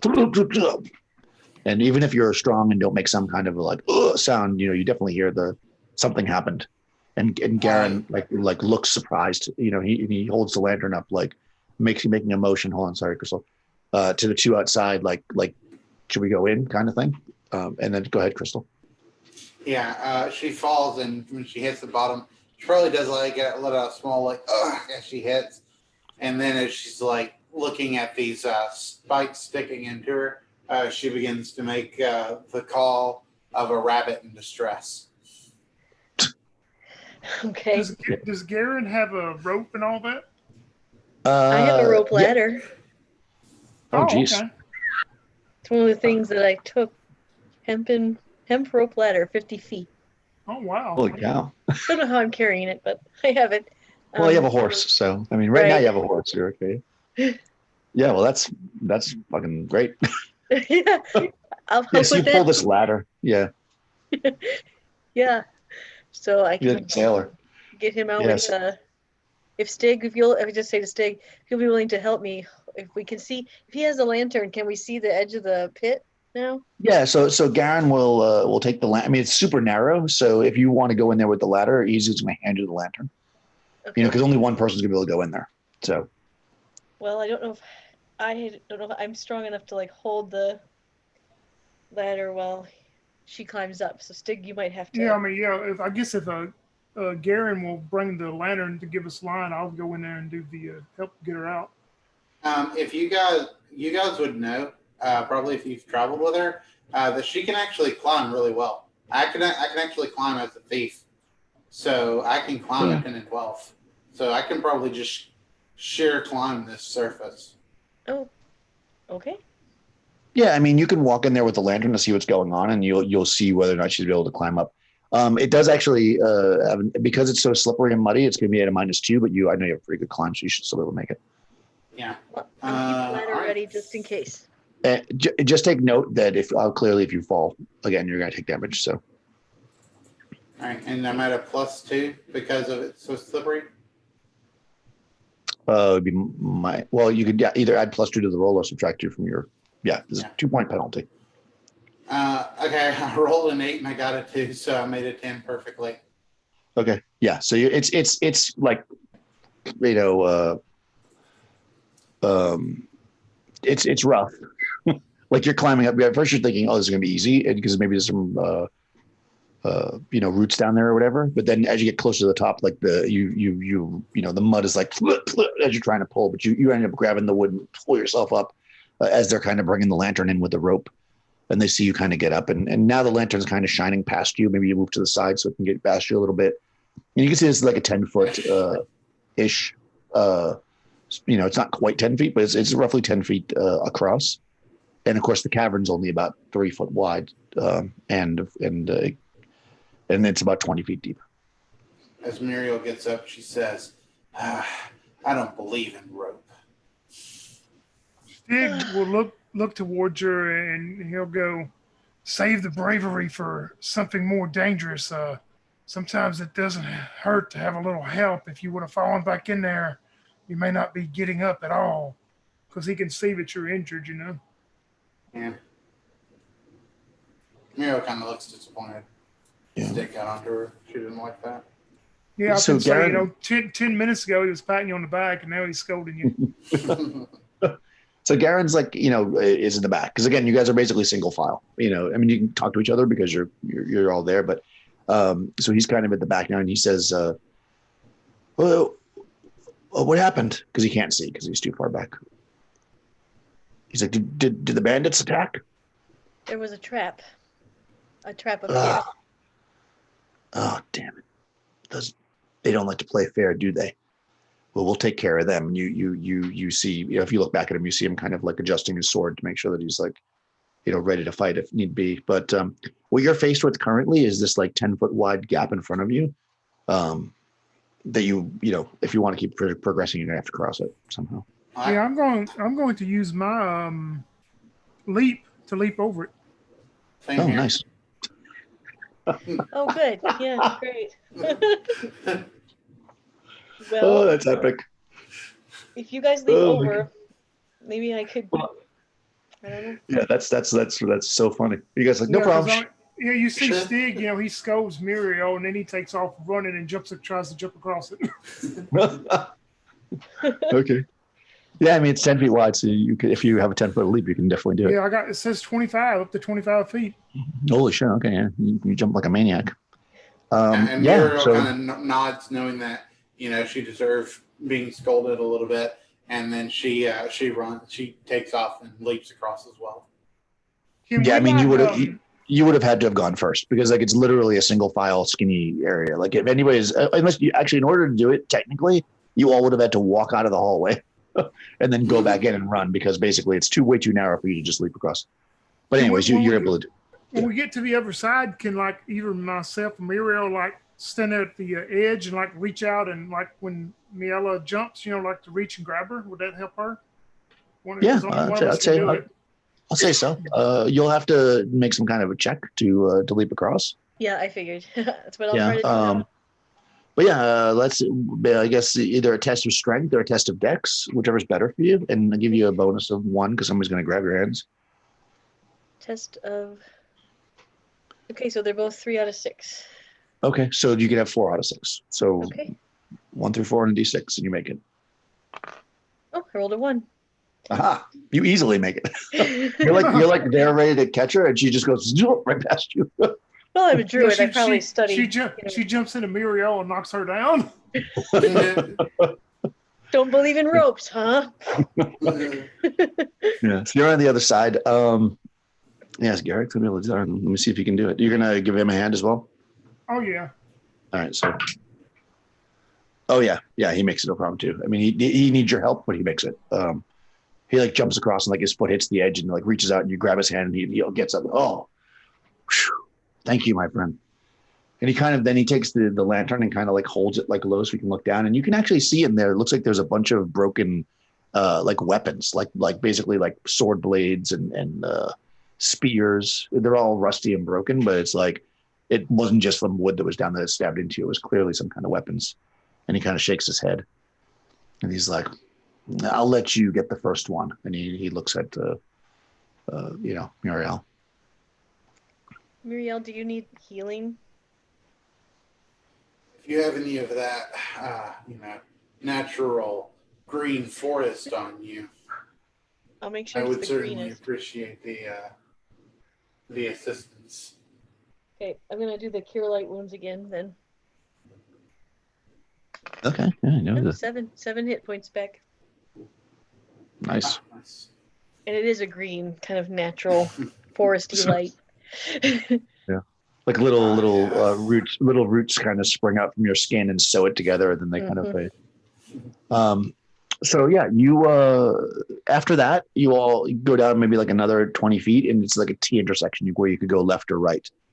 Shining the lantern, it looks like that if you were to go to your right, Down about another like 20 feet, it splits again. Basically, it would be left or straight. So, given you cardinal directions, if you're coming from the south, there's a passage to the west or to the east. If you take the east passage, after a few feet, it goes north and just continues east. So you got two options, three total. And the west one looks like it just continues going west, huh? Yeah, it continues. It continues more than 40 feet, so you can't really. You don't know what happens after that yet. Can we see anything on the ground? With the lantern, any way to tell where more boot prints have gone, which way? No, but yeah. Probably the barbarian has the best chance of doing that because you have the tracking ability, right? So, but I'm going to say that this is going to be at 8 and 10, 8 and 12 rather, because it's going to be hard because you don't really have footprints. You more like have scratches on the logs. So if you want to check, 8 and 12, yeah. Yeah, roll a d12. 9. Okay, yeah. I mean, it's you see stuff in both directions. It's hard to know which one is more. Okay. They both seem to be traversed, equally from what you can tell. And again, they're the similar kind of thing. They're like these. They clearly like laid down like sticks and logs and stuff so they could walk. Because if you were to, Mirel definitely experienced this. If you were to, when she was climbing back up, where underneath those sticks and logs and stuff is probably like a foot of just like mud. So yeah, if it wasn't for this kind of like areas of stick just built up, you would be like sinking into this mud here. But yeah, so you basically got a left and a right. 50-50 chance, everyone. Which way do you want to go?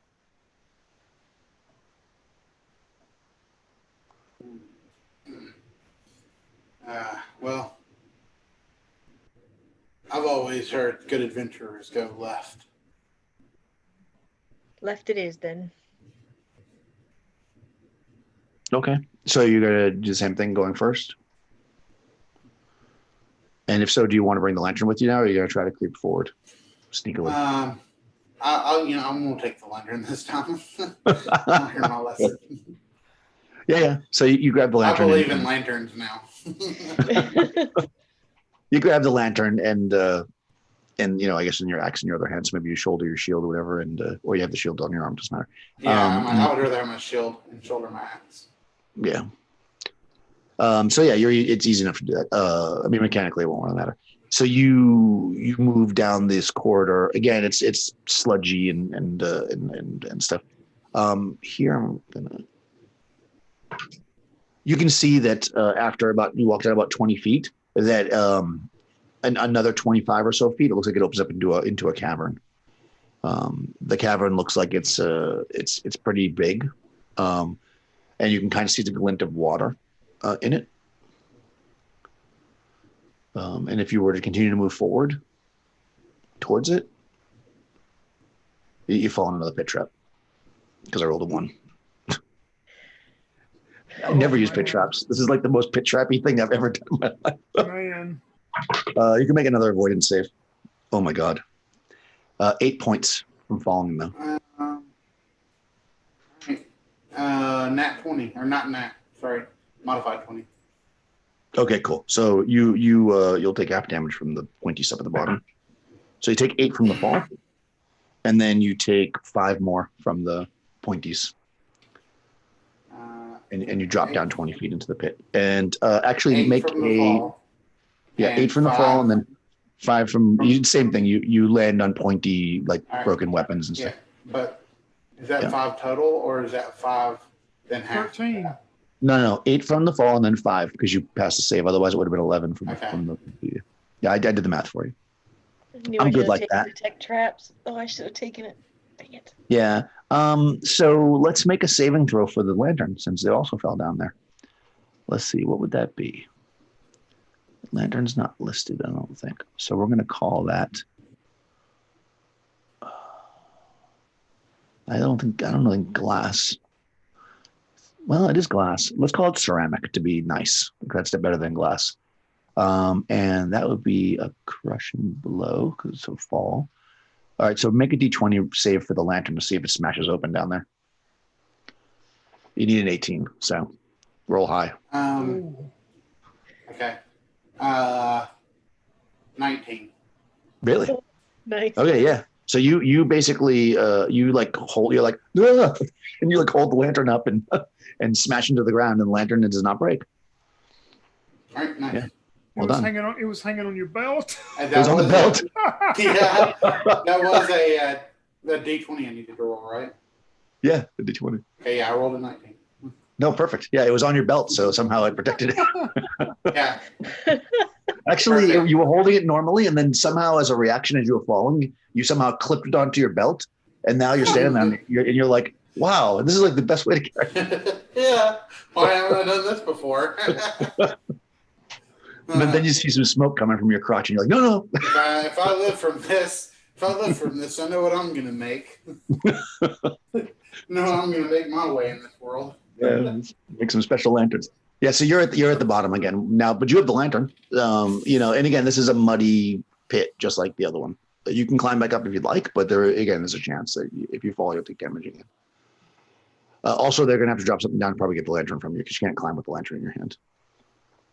So. Yeah. So she'll say, I managed to save the lantern. And if you guys have any of that twine around, guess I'll take some of it to help me get out of this pit. The barbarian is learning today. So this barbarian's like, I'll take some of that magic. I'll take some of that rope. Yep. I'm good. Right. This is good. I like this. Yeah, I mean, you got the rope ladder. You can definitely climb up. So yeah, you hold, the end of it or whatever. I mean, I'm sure that between the two or three of you, because Gareth is there too, you can easily hold it sturdy enough to get you to the top. All right, Daniel, I would like to try something, please. Okay. Since I see my barbarian trying to kill herself falling into traps, I would like to shapeshift into a bat and fly around and use echolocation to see what I can see. Oh, interesting. Okay, where do you want to fly?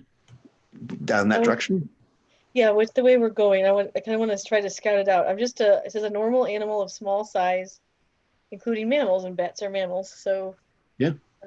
I'd like to try to scout in a way as just a teeny tiny bat. So yeah, for sure. You can definitely do that. So you're gonna fly down basically in the direction that you're going? Yes.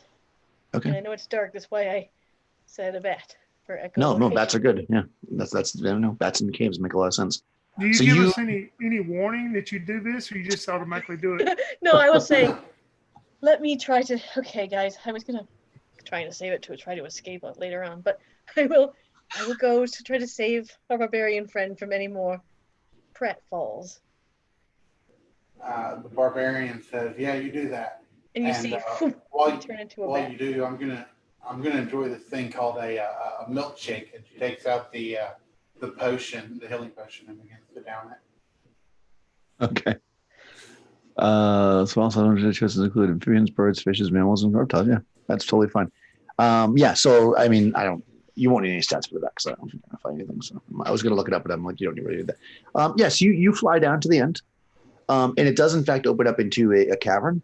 It's probably like 30 or 40 feet by about 20 feet. There's water at the bottom of it. And you can see that, see with your echolocation that there's like rivulets of water kind of coming down the walls. Like whatever's above this probably gets very wet and then is basically draining into this cave. You don't see, any other ways out of this cave. And I don't get any pings from large things that could be bandits. No, doesn't seem to be anything in here. You can't, I'm assuming like echolocations go through water, so it could be something under the water, but Right. yeah. So you then fly back past the party, I guess. I mean, I'm assuming you're going to check as much as you want, or you're just going to check that one. And check the other way too. Yeah. So you go down the other way about, from where you're standing now, about 40-ish feet, past the way you came in, which would be on the right. And to the left, there's that hallway. Do you want to take that one, or do you want to keep going straight? Keep going to the left, the hallway. Okay. Yeah. So you go down that. It goes about 20 or so feet. And again, these are not like perfect square cut things. This is a cavern. So some of it's a little bit wider, some of it's a bit narrow. Most of the space in here, though, is between like 5 to 7 feet wide now. So it's wide enough that two people could cross each other. It's not so narrow like it was before. You do see that there's a smaller tunnel that you would have to get as a human form. You'd have to get on your hands and knees if you wanted to explore. You could probably fly through it as the bat if you want to. It's like a smaller tunnel at the floor level. Otherwise, it just basically dead ends besides that tunnel. I'm here. Let's do it. I want to try to explore it. Okay, yeah. So you flap down there, flap, flap, flap, flap, flap, flap, flap. It goes. It kind of turns to the left. It's it's tunnel, so kind of it curves a little bit. But you're able to go through it. When you get to the end. Oh, okay. So you would probably note this because I think echolocation would let you. No, maybe not.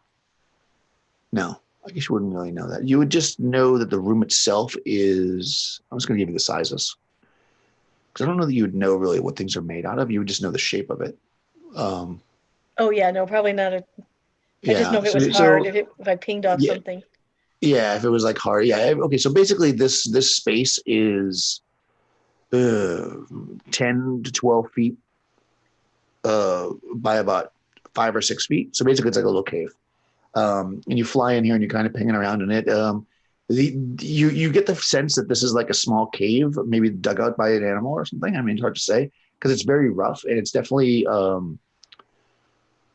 it definitely doesn't seem as natural as the other cave. Like in other words, not formed by water. It feels like it was dug out. You can tell by the way the mud is like pushed in piles and stuff to the side. Feels like and there's a den. like some. Yeah, like a den, and there's some wood in here that you can sense and some rocks, but it's hard to say if it's like, because none of the wood that you've seen so far, even the stuff that you suspect was put by the bandits, was like planks. It was more like just pieces of wood. So there's some of that in here too. So whether or not they use this as like a hidey hole or it's a den, it's hard to really say. I don't think you really would be able to tell that. Okay. Yeah.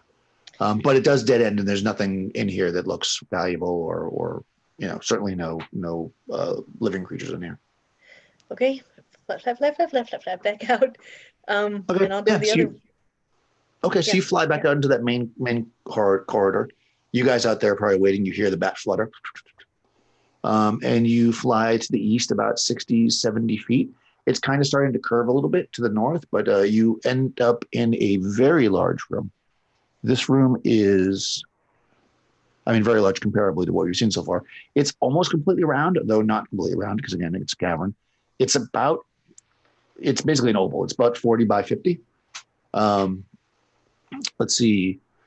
It's got a very tall ceiling, unlike the rest of this place. It opens up almost 30 feet above, and the bottom is definitely covered in water. You can tell that. And once again, you can tell that this is some kind of natural cave where water from above cycles through from whatever's above you, kind of rivulets down the wall and fills the space, and then probably either sinks into the mud or whatever. Because clearly the whole place is not underwater. You do see an exit, which will be on the east side. Okay. All right. I'm not going to go out the exit. I'm going to go back and. When I say exit, I don't mean it goes outside. I mean another passageway. Oh boy. So you can continue to go further and further from the party if you want.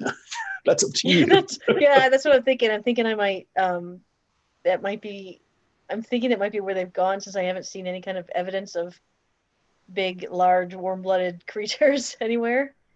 So I will flat back to the party and kind of bamf back into my little druid form. Okay. Yeah, so you're coming down the hall and everybody here's like dun, dun, dun, dun, dun, dun, dun, dun. And then you turn back. And I'll be like, and then I'll just kind of back into a person and tell them that I didn't pick up any people the way we're going. There's a very small tunnel that I don't even know, Stig, if you'd have to probably military crawl through it or something because you're so tall. But I didn't see anything at the end of that. And then there is another exit though to the east, at the end of the east cavern, which could possibly be where our bandits have escaped to where our bandits have escaped. Well, it would sound like that's the way we need to go then. That would be the only viable option, it seems. Yeah, Garen says, yeah, based on what I know that they stole, there's no way they would fit in such a small space as you described. They've got to be further in. All right. Unfortunately, I didn't help with I didn't discover any pits because I flew, so can't help you there. But we can try to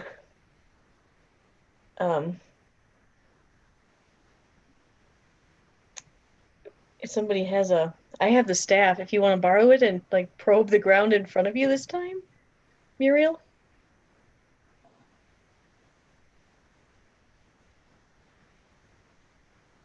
She doesn't believe in staffs. Crystal, you're muted if you're talking. Sorry. All right. So we're going into this cavern then. Yes, and I asked if you wanted to take the staff and like try to probe the ground in front of you to check for more pit traps or anything. I mean, To borrow my staff. Wouldn't you have picked them up in your bat form? I don't know, Daniel. Would I have sensed anything in the ground? I mean, not if it was covered. So no. All I mean, can do is tell you echolocation is where I not going think to doesn't see through things. It's not X-ray vision. I mean, if there's Right. the Okay. these pits that you fell in were covered with branches and stuff. They weren't just like a hole. Okay, I didn't know that. All right. Yeah. Oh, Okay. sorry if that wasn't described. I mean, the first one I didn't describe because it was in the dark. So yeah, I'm sorry. Yeah, basically it was covered with branches and mud. Like it looks like Well, Yeah. Could I grab the rod with my shield hand so I could still have my shield and poke? Yeah, I mean you can. You just won't. I mean, if you go into combat, your shield won't be available to you at least for the first round. That's for sure. Yeah, I'll just have to drop the rod, right? Okay. So yeah, Yeah. I'll do that. I'm gonna loan you my spike staff, not the rod. The rod is mine. Yeah. Well, whichever. Now the barbarian's trying to take the magic of this. Yeah. Are you even really a barbarian? Yeah. I'm not that Take the kind of magic barbarian. Well, I guess I'll use this rod if you want me to. No, I can. But I'll definitely loan you the staff. You find out later she's just a fighter. She's not even a barbarian. She's just like, no, I do that so I get magic items from people for free. Okay, yeah, you could take this like spike staff, which is a weapon, I guess, and you can definitely probe the ground in front of you as you walk for sure. So you've got the lantern in one hand and the staff. I mean, it probably makes more sense to hold the lantern in your shield, but whatever, it doesn't really matter. Effectively, you're holding the lantern, the staff, and your shield, and you are probing the ground as you move forward. It's slow going if you want to do that, but it's fine. You definitely do that. And you go up that 20 or so feet beyond the area that you already had explored, and you see that passageway to the left, which I'm assuming you're not exploring. You're going to keep going straight. That's the tiny one, right? Yeah, that's where it ends in the tiny passage. Yeah. Oh yeah, we wouldn't go there. Okay. Yeah, going straight. All right, perfect. Yeah, so you keep going, and again, it's about 60 or so feet. And all this way as described, there's like these like logs laying in the thing that gives you a place to walk. But you're being like extra careful because wherever the pit traps were, clearly there was like some logs sitting there, like holding the mud in place so it would fall down.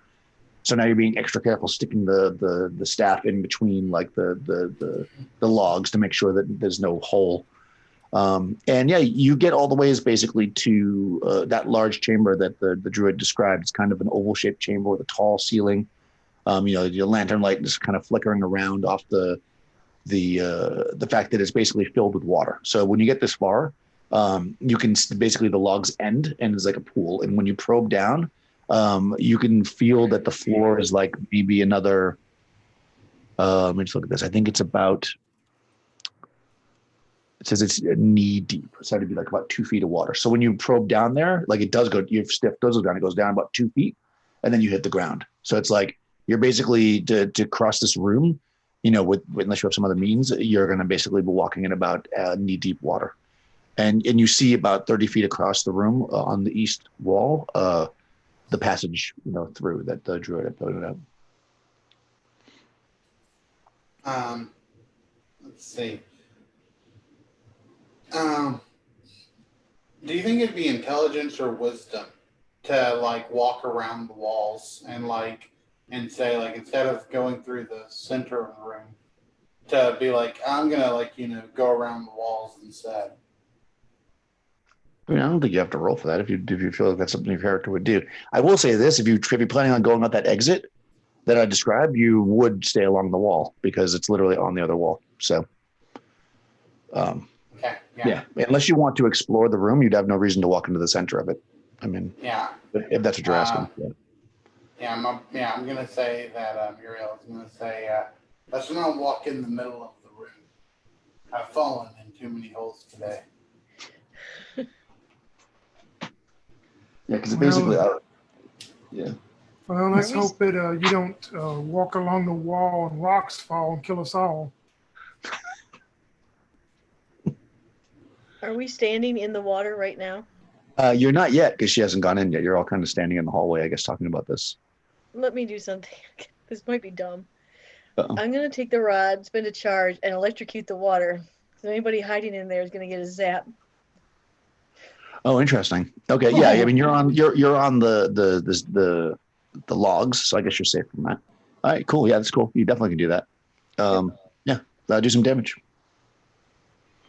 Okay. So, do you want me to roll damage? You said. Yeah. All right. 6 points. Not much. Oh, nice. Okay. Yeah. So you zap the water. It's like, and you wait a second, and in floating to the top, you see like some of those like very like pale blind cave fish like float up that you killed. They were floating and they were living in there. I don't love that, but I had to check to make sure nobody was hiding. Yeah, I Yes, it mean, was- no krakens or anything that come Right. up yet. No serpents. Yeah, no snakes. You just see some fish. Okay. I mean, if it was something very large, it might not have killed it, but if it was an animal, you would imagine it would have reacted and come out if it got shocked. Okay. Hey, So, you yeah. said we didn't have time to go fishing. Well, I just didn't want to be surprised by something really nasty right away. I mean, you could eat those fish if you want. You'll have to go out to the middle to get them. No, I'm not gonna do that. At this point, I don't care if it's meta. I'm not going to do that.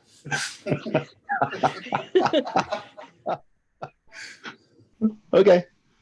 Yeah, you're gonna move along the wall. Hmm. Yeah. Okay. Cool. All right, good. So you're using the staff, I assume, still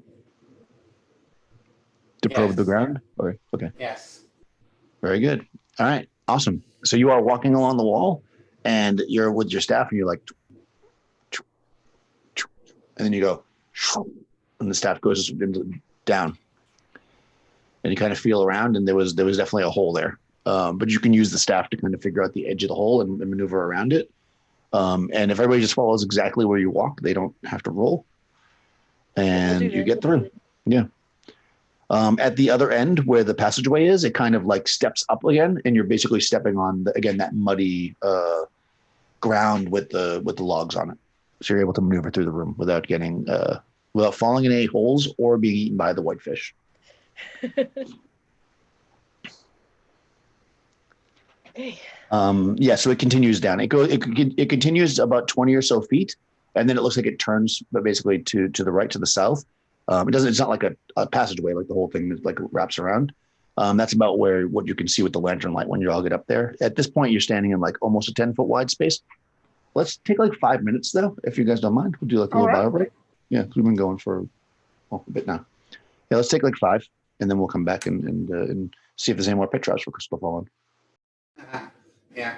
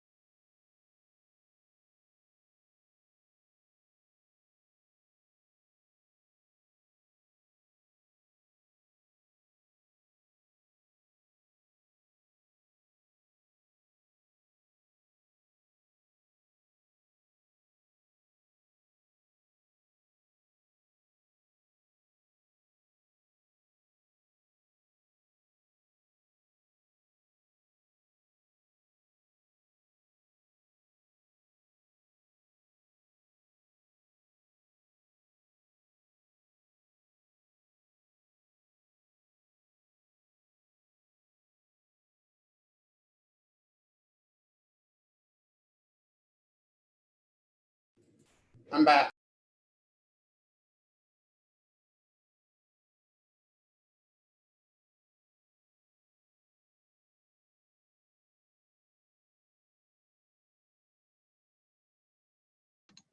I'm back too.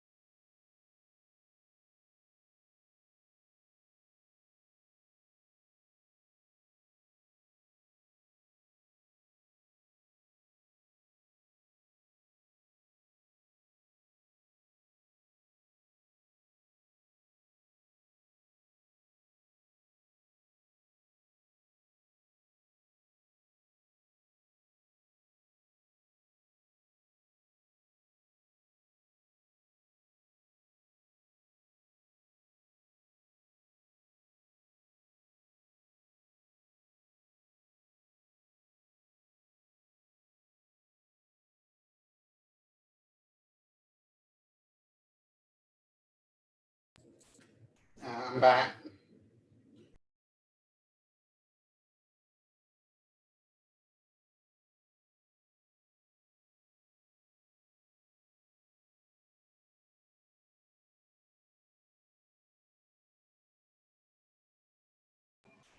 Hey, Nikki, are you going to get to play in that little mini campaign that he's doing? Yeah, I am. I'm really excited. Yeah, it starts this coming Friday, I think. Yeah. Are you gonna play? Oh yeah, definitely. Oh, awesome. Yeah, me too. I don't know what I'm playing yet. No, I'm hoping my book comes so I can. It's harder to read on the PDF for me. I prefer a book. I'll probably do a shaman because I really like that shaman class, and I'd really like being able to do a campaign now. Hopefully, I'll get to live more than one session, so I can really get into a good, fun backstory and character. Yeah, I that would think be really cool. Yeah, I think I'm going to do another one of those purloiners, the thief slash cleric. I thought about a magician, but they're so weak. Huh. Well, at first all they are, but you know, like can if you put a few levels on you, and you know, you might be more powerful than everyone. Yeah, I thought about a pyromancer. Oh yeah. I played one in a game that Crystal and I had. I was a pyromancer. It was fun. He was a pyromancer, and I was a chiromancer. Cool. So we had the whole fire ice thing going on. Cool. All right. Excellent. Welcome back. Guess we And can that's stop why I talking think about that you. Daniel is the best DM that we could ever really hope for. Oh, hey Daniel, I didn't see you there. Oh, Yeah. well, guess what? You're still going to fall in trap.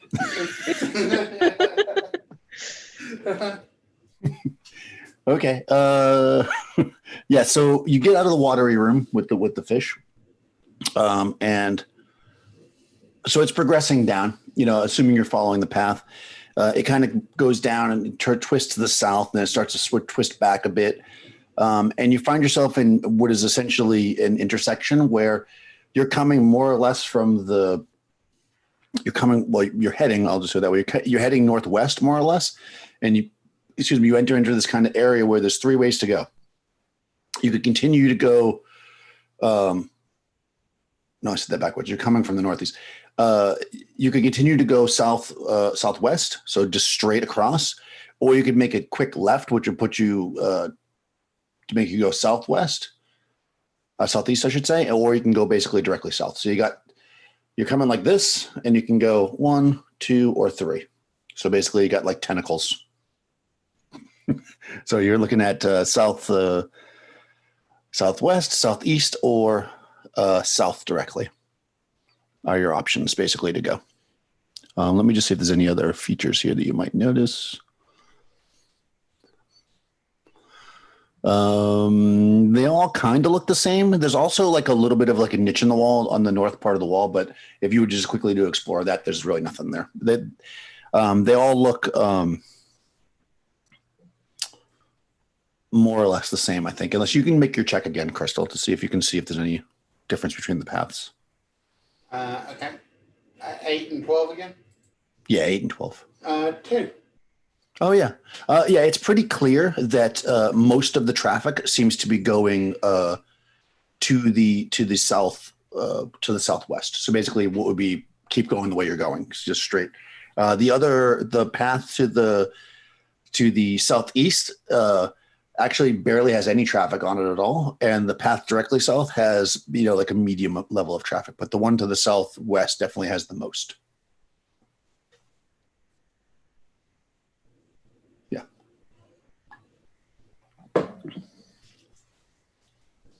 Which way should we go, Muriel? Well, I believe that this way has more traffic than the other. So let's follow this for a bit. All right. The logs seem more pressed into the mud, so I believe more people have traveled over it. And Yeah, for we'll sure. continue on that way. Okay. Yeah. So do you still have the lantern or do you want to give it back to Garen in the back? No, I have the lantern and the. Okay. Yeah, that way you can see better. rod, Okay. Makes or sense. Not the rod, you know what I mean. You have our Yep, staff, the spike staff. Yep. Yeah. So basically you're in the druids in the middle, right? So, Yes. all right. So you guys are traveling down. Sorry, reading. Okay, yeah. So you travel down 10 feet, 20 feet, 30 feet, 40 feet, about 60 feet, so you can actually see. You see it before you get there. Of course, you're traveling to the south west, as noted, about 60 feet from where you start. It turns to the south. So if you continue to follow that, you get to that kind of corner, if you will, and you look down at that point, and 20 feet ahead of you is a door.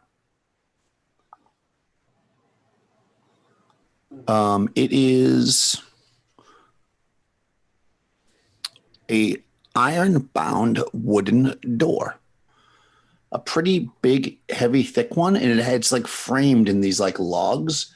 So normally this door would be like on a building. So like there's these like big, thick logs like jammed across, creating this frame. And sitting in here is this like very heavy door, like you'd see on like a secure building. It's pretty weird actually to see this door here. Well, and you're the only one who sees it, I guess, because you're right at the corner. Everybody else is kind of behind you. There's a door up here. A door. That's strange. Yes, a big door. Odd. That might be where our bandits are hiding. Well, I can go and open it if you want. Yeah, so I'll say we continue.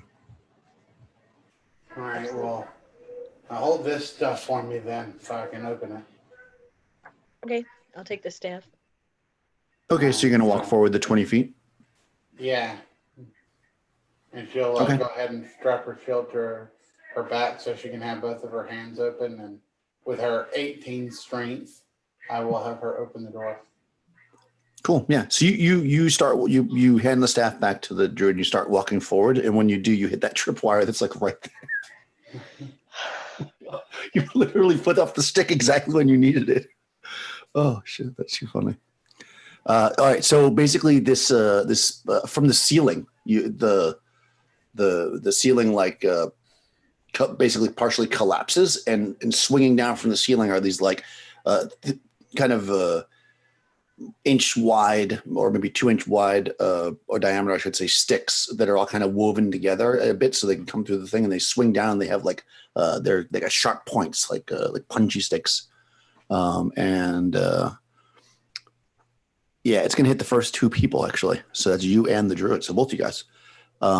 Each PC must make make an avoidance save. Each of you. So basically, Mela and Viral make an avoidance saving throw to avoid. Yes, I 13 made plus it. 2, so I make it. Nice. Yeah. So you jump 7. back, and it kind of like the spike thing swings down, but it kind of hits the ground, so it kind of like stops, and like if you hadn't taken the 2 steps back, like it would be stuck into you, and you can see that there's these like they're kind of blocking the way, but it'd be easy enough just to knock it over. You can see that these pungy spikes are like stained with like a green goop. Even though they're muddy and stuff, you can see that you can still see the signs of this green goop all over the tips of the spikes. So that was probably pretty good. You didn't get hit. Yeah. Yeah, I don't think my anti-poison paste would have cured us both. So Muriel Sure, your head will put her shield back on and start kind of like trying to trying to like smash away at this the remains of this trap to get it out of the way. Yeah, you can. They're pretty thin, sticks. So you just knock them to the side. Being careful not to impale yourself on them. They make enough space so you can walk past. And you can clearly do that. Being more careful, you kind of walk the rest of the way down that little bit. And like I said, there's a giant door here.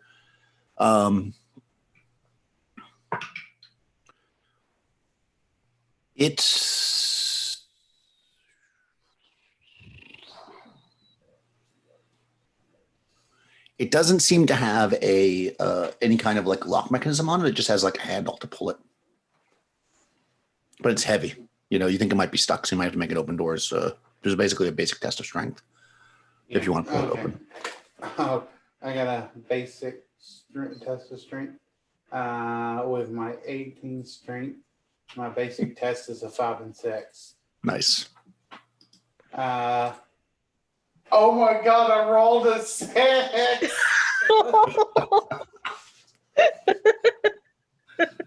You yank the door and it's very stuck. Like it moves a little bit and you're just like, oh, really? And you can do another try. It just takes time.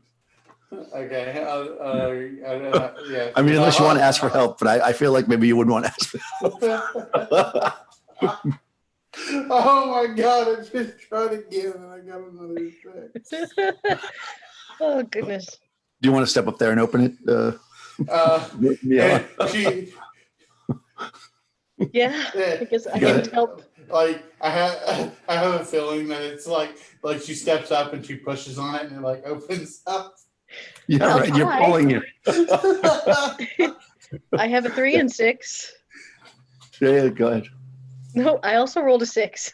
Can I just try one more? Hold on. Yeah, you can. I got it. All right, I got it 2 this time. Okay. Yeah, so you finally figure out that the door like needs to be pushed or pulled or whatever, and you get it open. Like it actually slides. I've done that on the sliding doors. I was like sitting there trying to pull one open one day.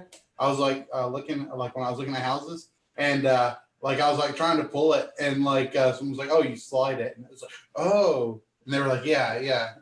People get that confused all the time. I'm like, "Yeah, right." Nice. Okay, yeah. So you pull the door open, and this is an oval-shaped room. It's about 30 foot deep by about 20 foot wide. You see that it looks like some kind of a like a hideout or whatever, because you can see that there's like fairly fresh, looking like pallets of hay like kind of spread around in various spots. There's a large table in the center of the room. And what you immediately realize when you open this door is it smells of like just like a rot. And you can actually see there's like a what looks to be a big chunk of a leg and some kind of a humanoid leg on the table. And there's a knife stuck out of it. You also see a large kind of chest, or 2 chests, I should say, kind of further back in the room.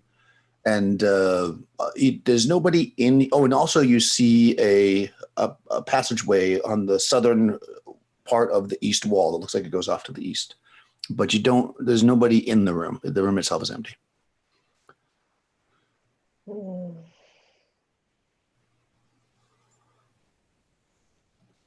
you want my staff again?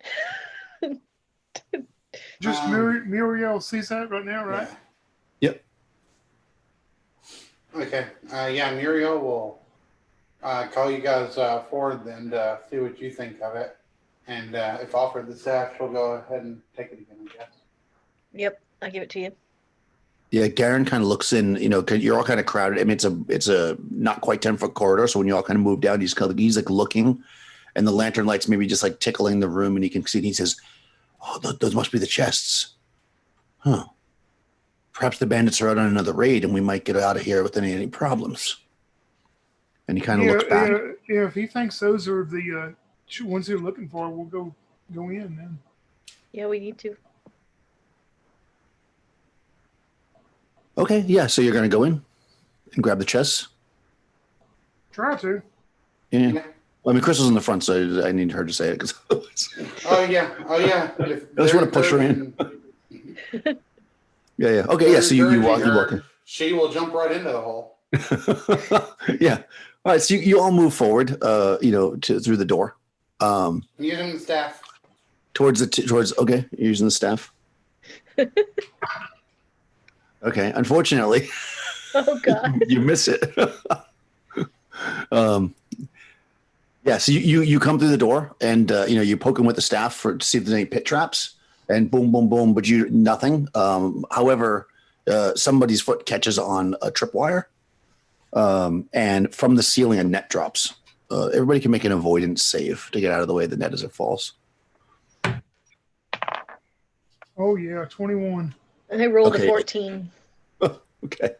So did you make that? Yeah. Yeah, 14 is my. Yep. Same. How about the barbarian? 7? Okay, so a net falls down and let me roll Gareth. Oh yeah, he was in the far back. So probably what happened was you came in and the thing fell and he probably like stepped back, so he's like not even quite in the room yet, and the thing just falls down. The other two dive to the side, yeah. So let me just see what the deal is if you're in the net. It has stones on the edge. Any PCs trapped is unable to attack. Any modifiers to AC due to dexterity are ignored. And you're in a net. It's like it's a net. I mean, it's what a net is. And just as the net falls down and all that happens and everybody's swearing, slithering out around the corner. Hold on, I'm going to show a picture. I wasn't going to, but I decided I'm going to do it because I have one right here. I'm going to be like Tony and show pictures. Too good not to. Oh boy. Yeah. So coming out from around the corner, you see this, and you see that, which means that basically everybody needs to make a save versus transformation. Versus transformation. That's right. No, I knew it. You do not want to fail the save. Well, you have to fail when you roll a 2 on the die. Yeah. I rolled an 11.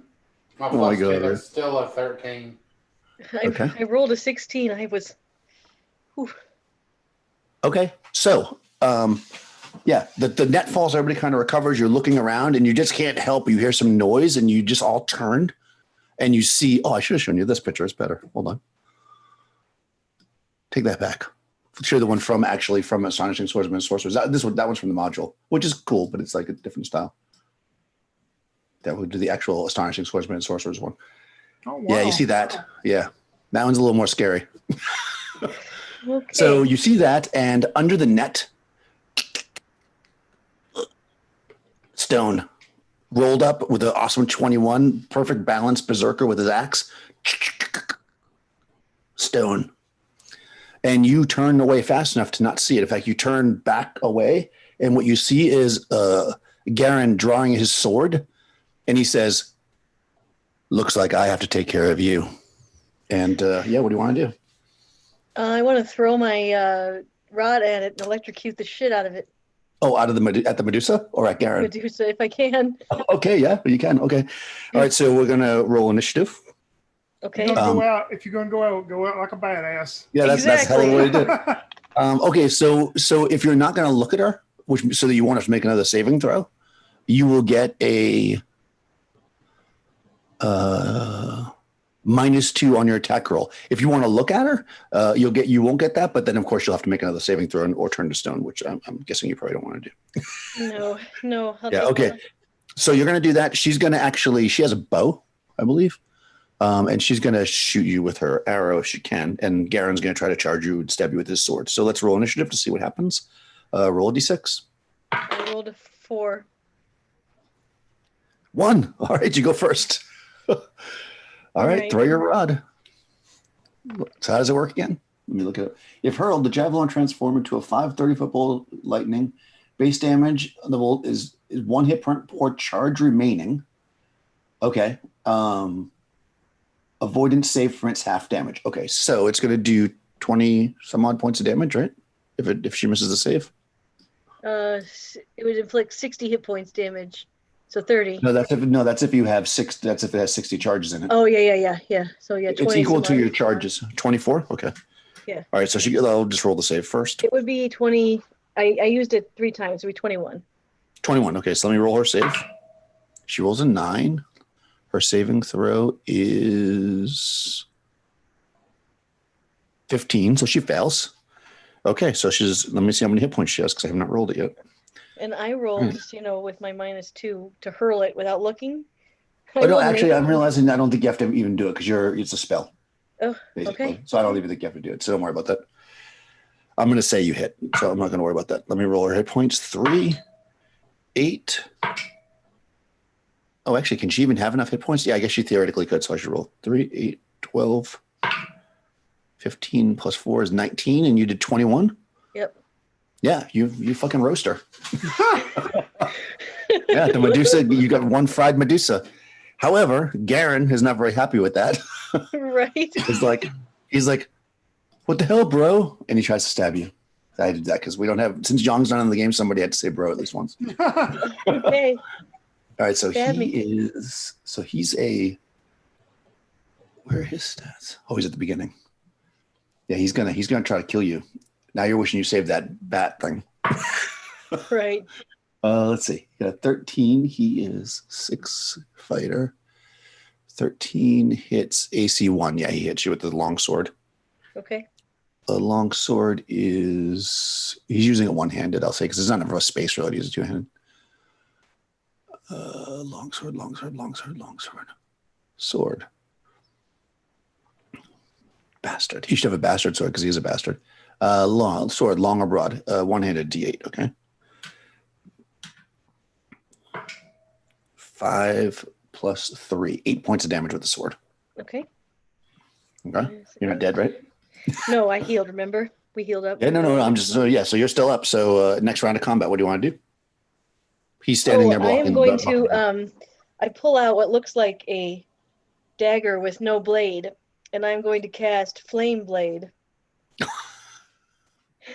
The druid's about to kick some ass. All right. All right, so you're casting a spell. Okay. Yes. So definitely win initiative, because if you lose initiative, you lose your spell. Is he going to attack you? Well, and he hits you. 2. I rolled a 3. All right, good. Go first. You cast a spell. I cast Flame Blade, and I can't attack, though, right? I just have it. I don't know. Let's look at the spell. I'm still learning all these spells too. So some of them allow you to attack right away. Other ones not. Flame blade. Let's see. Sorcerer must grip the blade this hilt. Any sword or dagger casts a spell upon reciting the flame blade shaped scimitar springs to the blade. So may be wielded as though it were a magical scimitar, whether or not the sorcerer's skill. I know. Flame blade functions +2. It does not say if you can attack immediately, but I think just for epicness, we'll say you can, because that just sounds cool. Yeah, All we'll say right. we'll give you. I think you probably don't, but whatever. I'll give you a little bit. Thank you. I'm going to go at him with this flaming scimitar. All right. That's Ooh, nice. +2, 17. I hit a 0. I hit 0 armor. oh yeah, that hits him.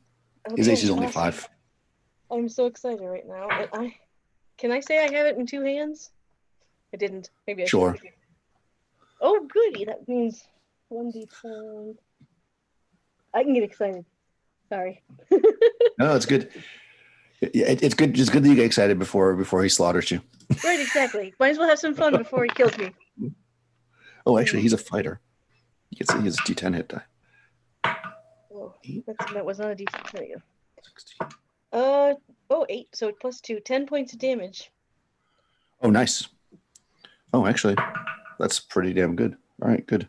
He's 6 plus 3 is 30. Okay. He did 10 points. All right. So boom. He's hurt. And not super hurt, but he's hurt. He swings at you with his sword again. Rolling a 4 and missing. Okay. Initiative. All right. Oh, He got a 4. 2. He's going first. He's going to try to swing at you with a sword. 11. 11 hits AC 3. That hits you. Yep. Right? Yep. And he now takes his sword in 2 hands because you are. He says, I have to tell you something. I'm also not left-handed. But he rolled the 3. 6. 6. I'm still alive. All right, go. All right, I'm gonna try to get him with the sword. Oh, I missed terribly. Oh, no. Okay. He smiles and says, you killed my bride. Maybe you'll be my bride now. And he rolls a 12, which hit you because the 11 hit you before. Yep. 7 points. Yep, that's it for me. All right. Yeah. He cuts you down with the sword. And then a single tear rolls down his eye. And he runs to his poor, dead Medusa wife. And he says, well, no use in wasting some good food. And he starts to drag your body up onto the table and pulls that big butcher knife out. Oof. Oh, And yeah, so we end the tale that's actually called The Medusa's Hunger. As the characters are eternally, well, you're only eternally until he ends up eating you, turned to stone. Thanks for playing, guys. That was good. That was actually pretty close if the Medusa hadn't got you. Let me stop the recording.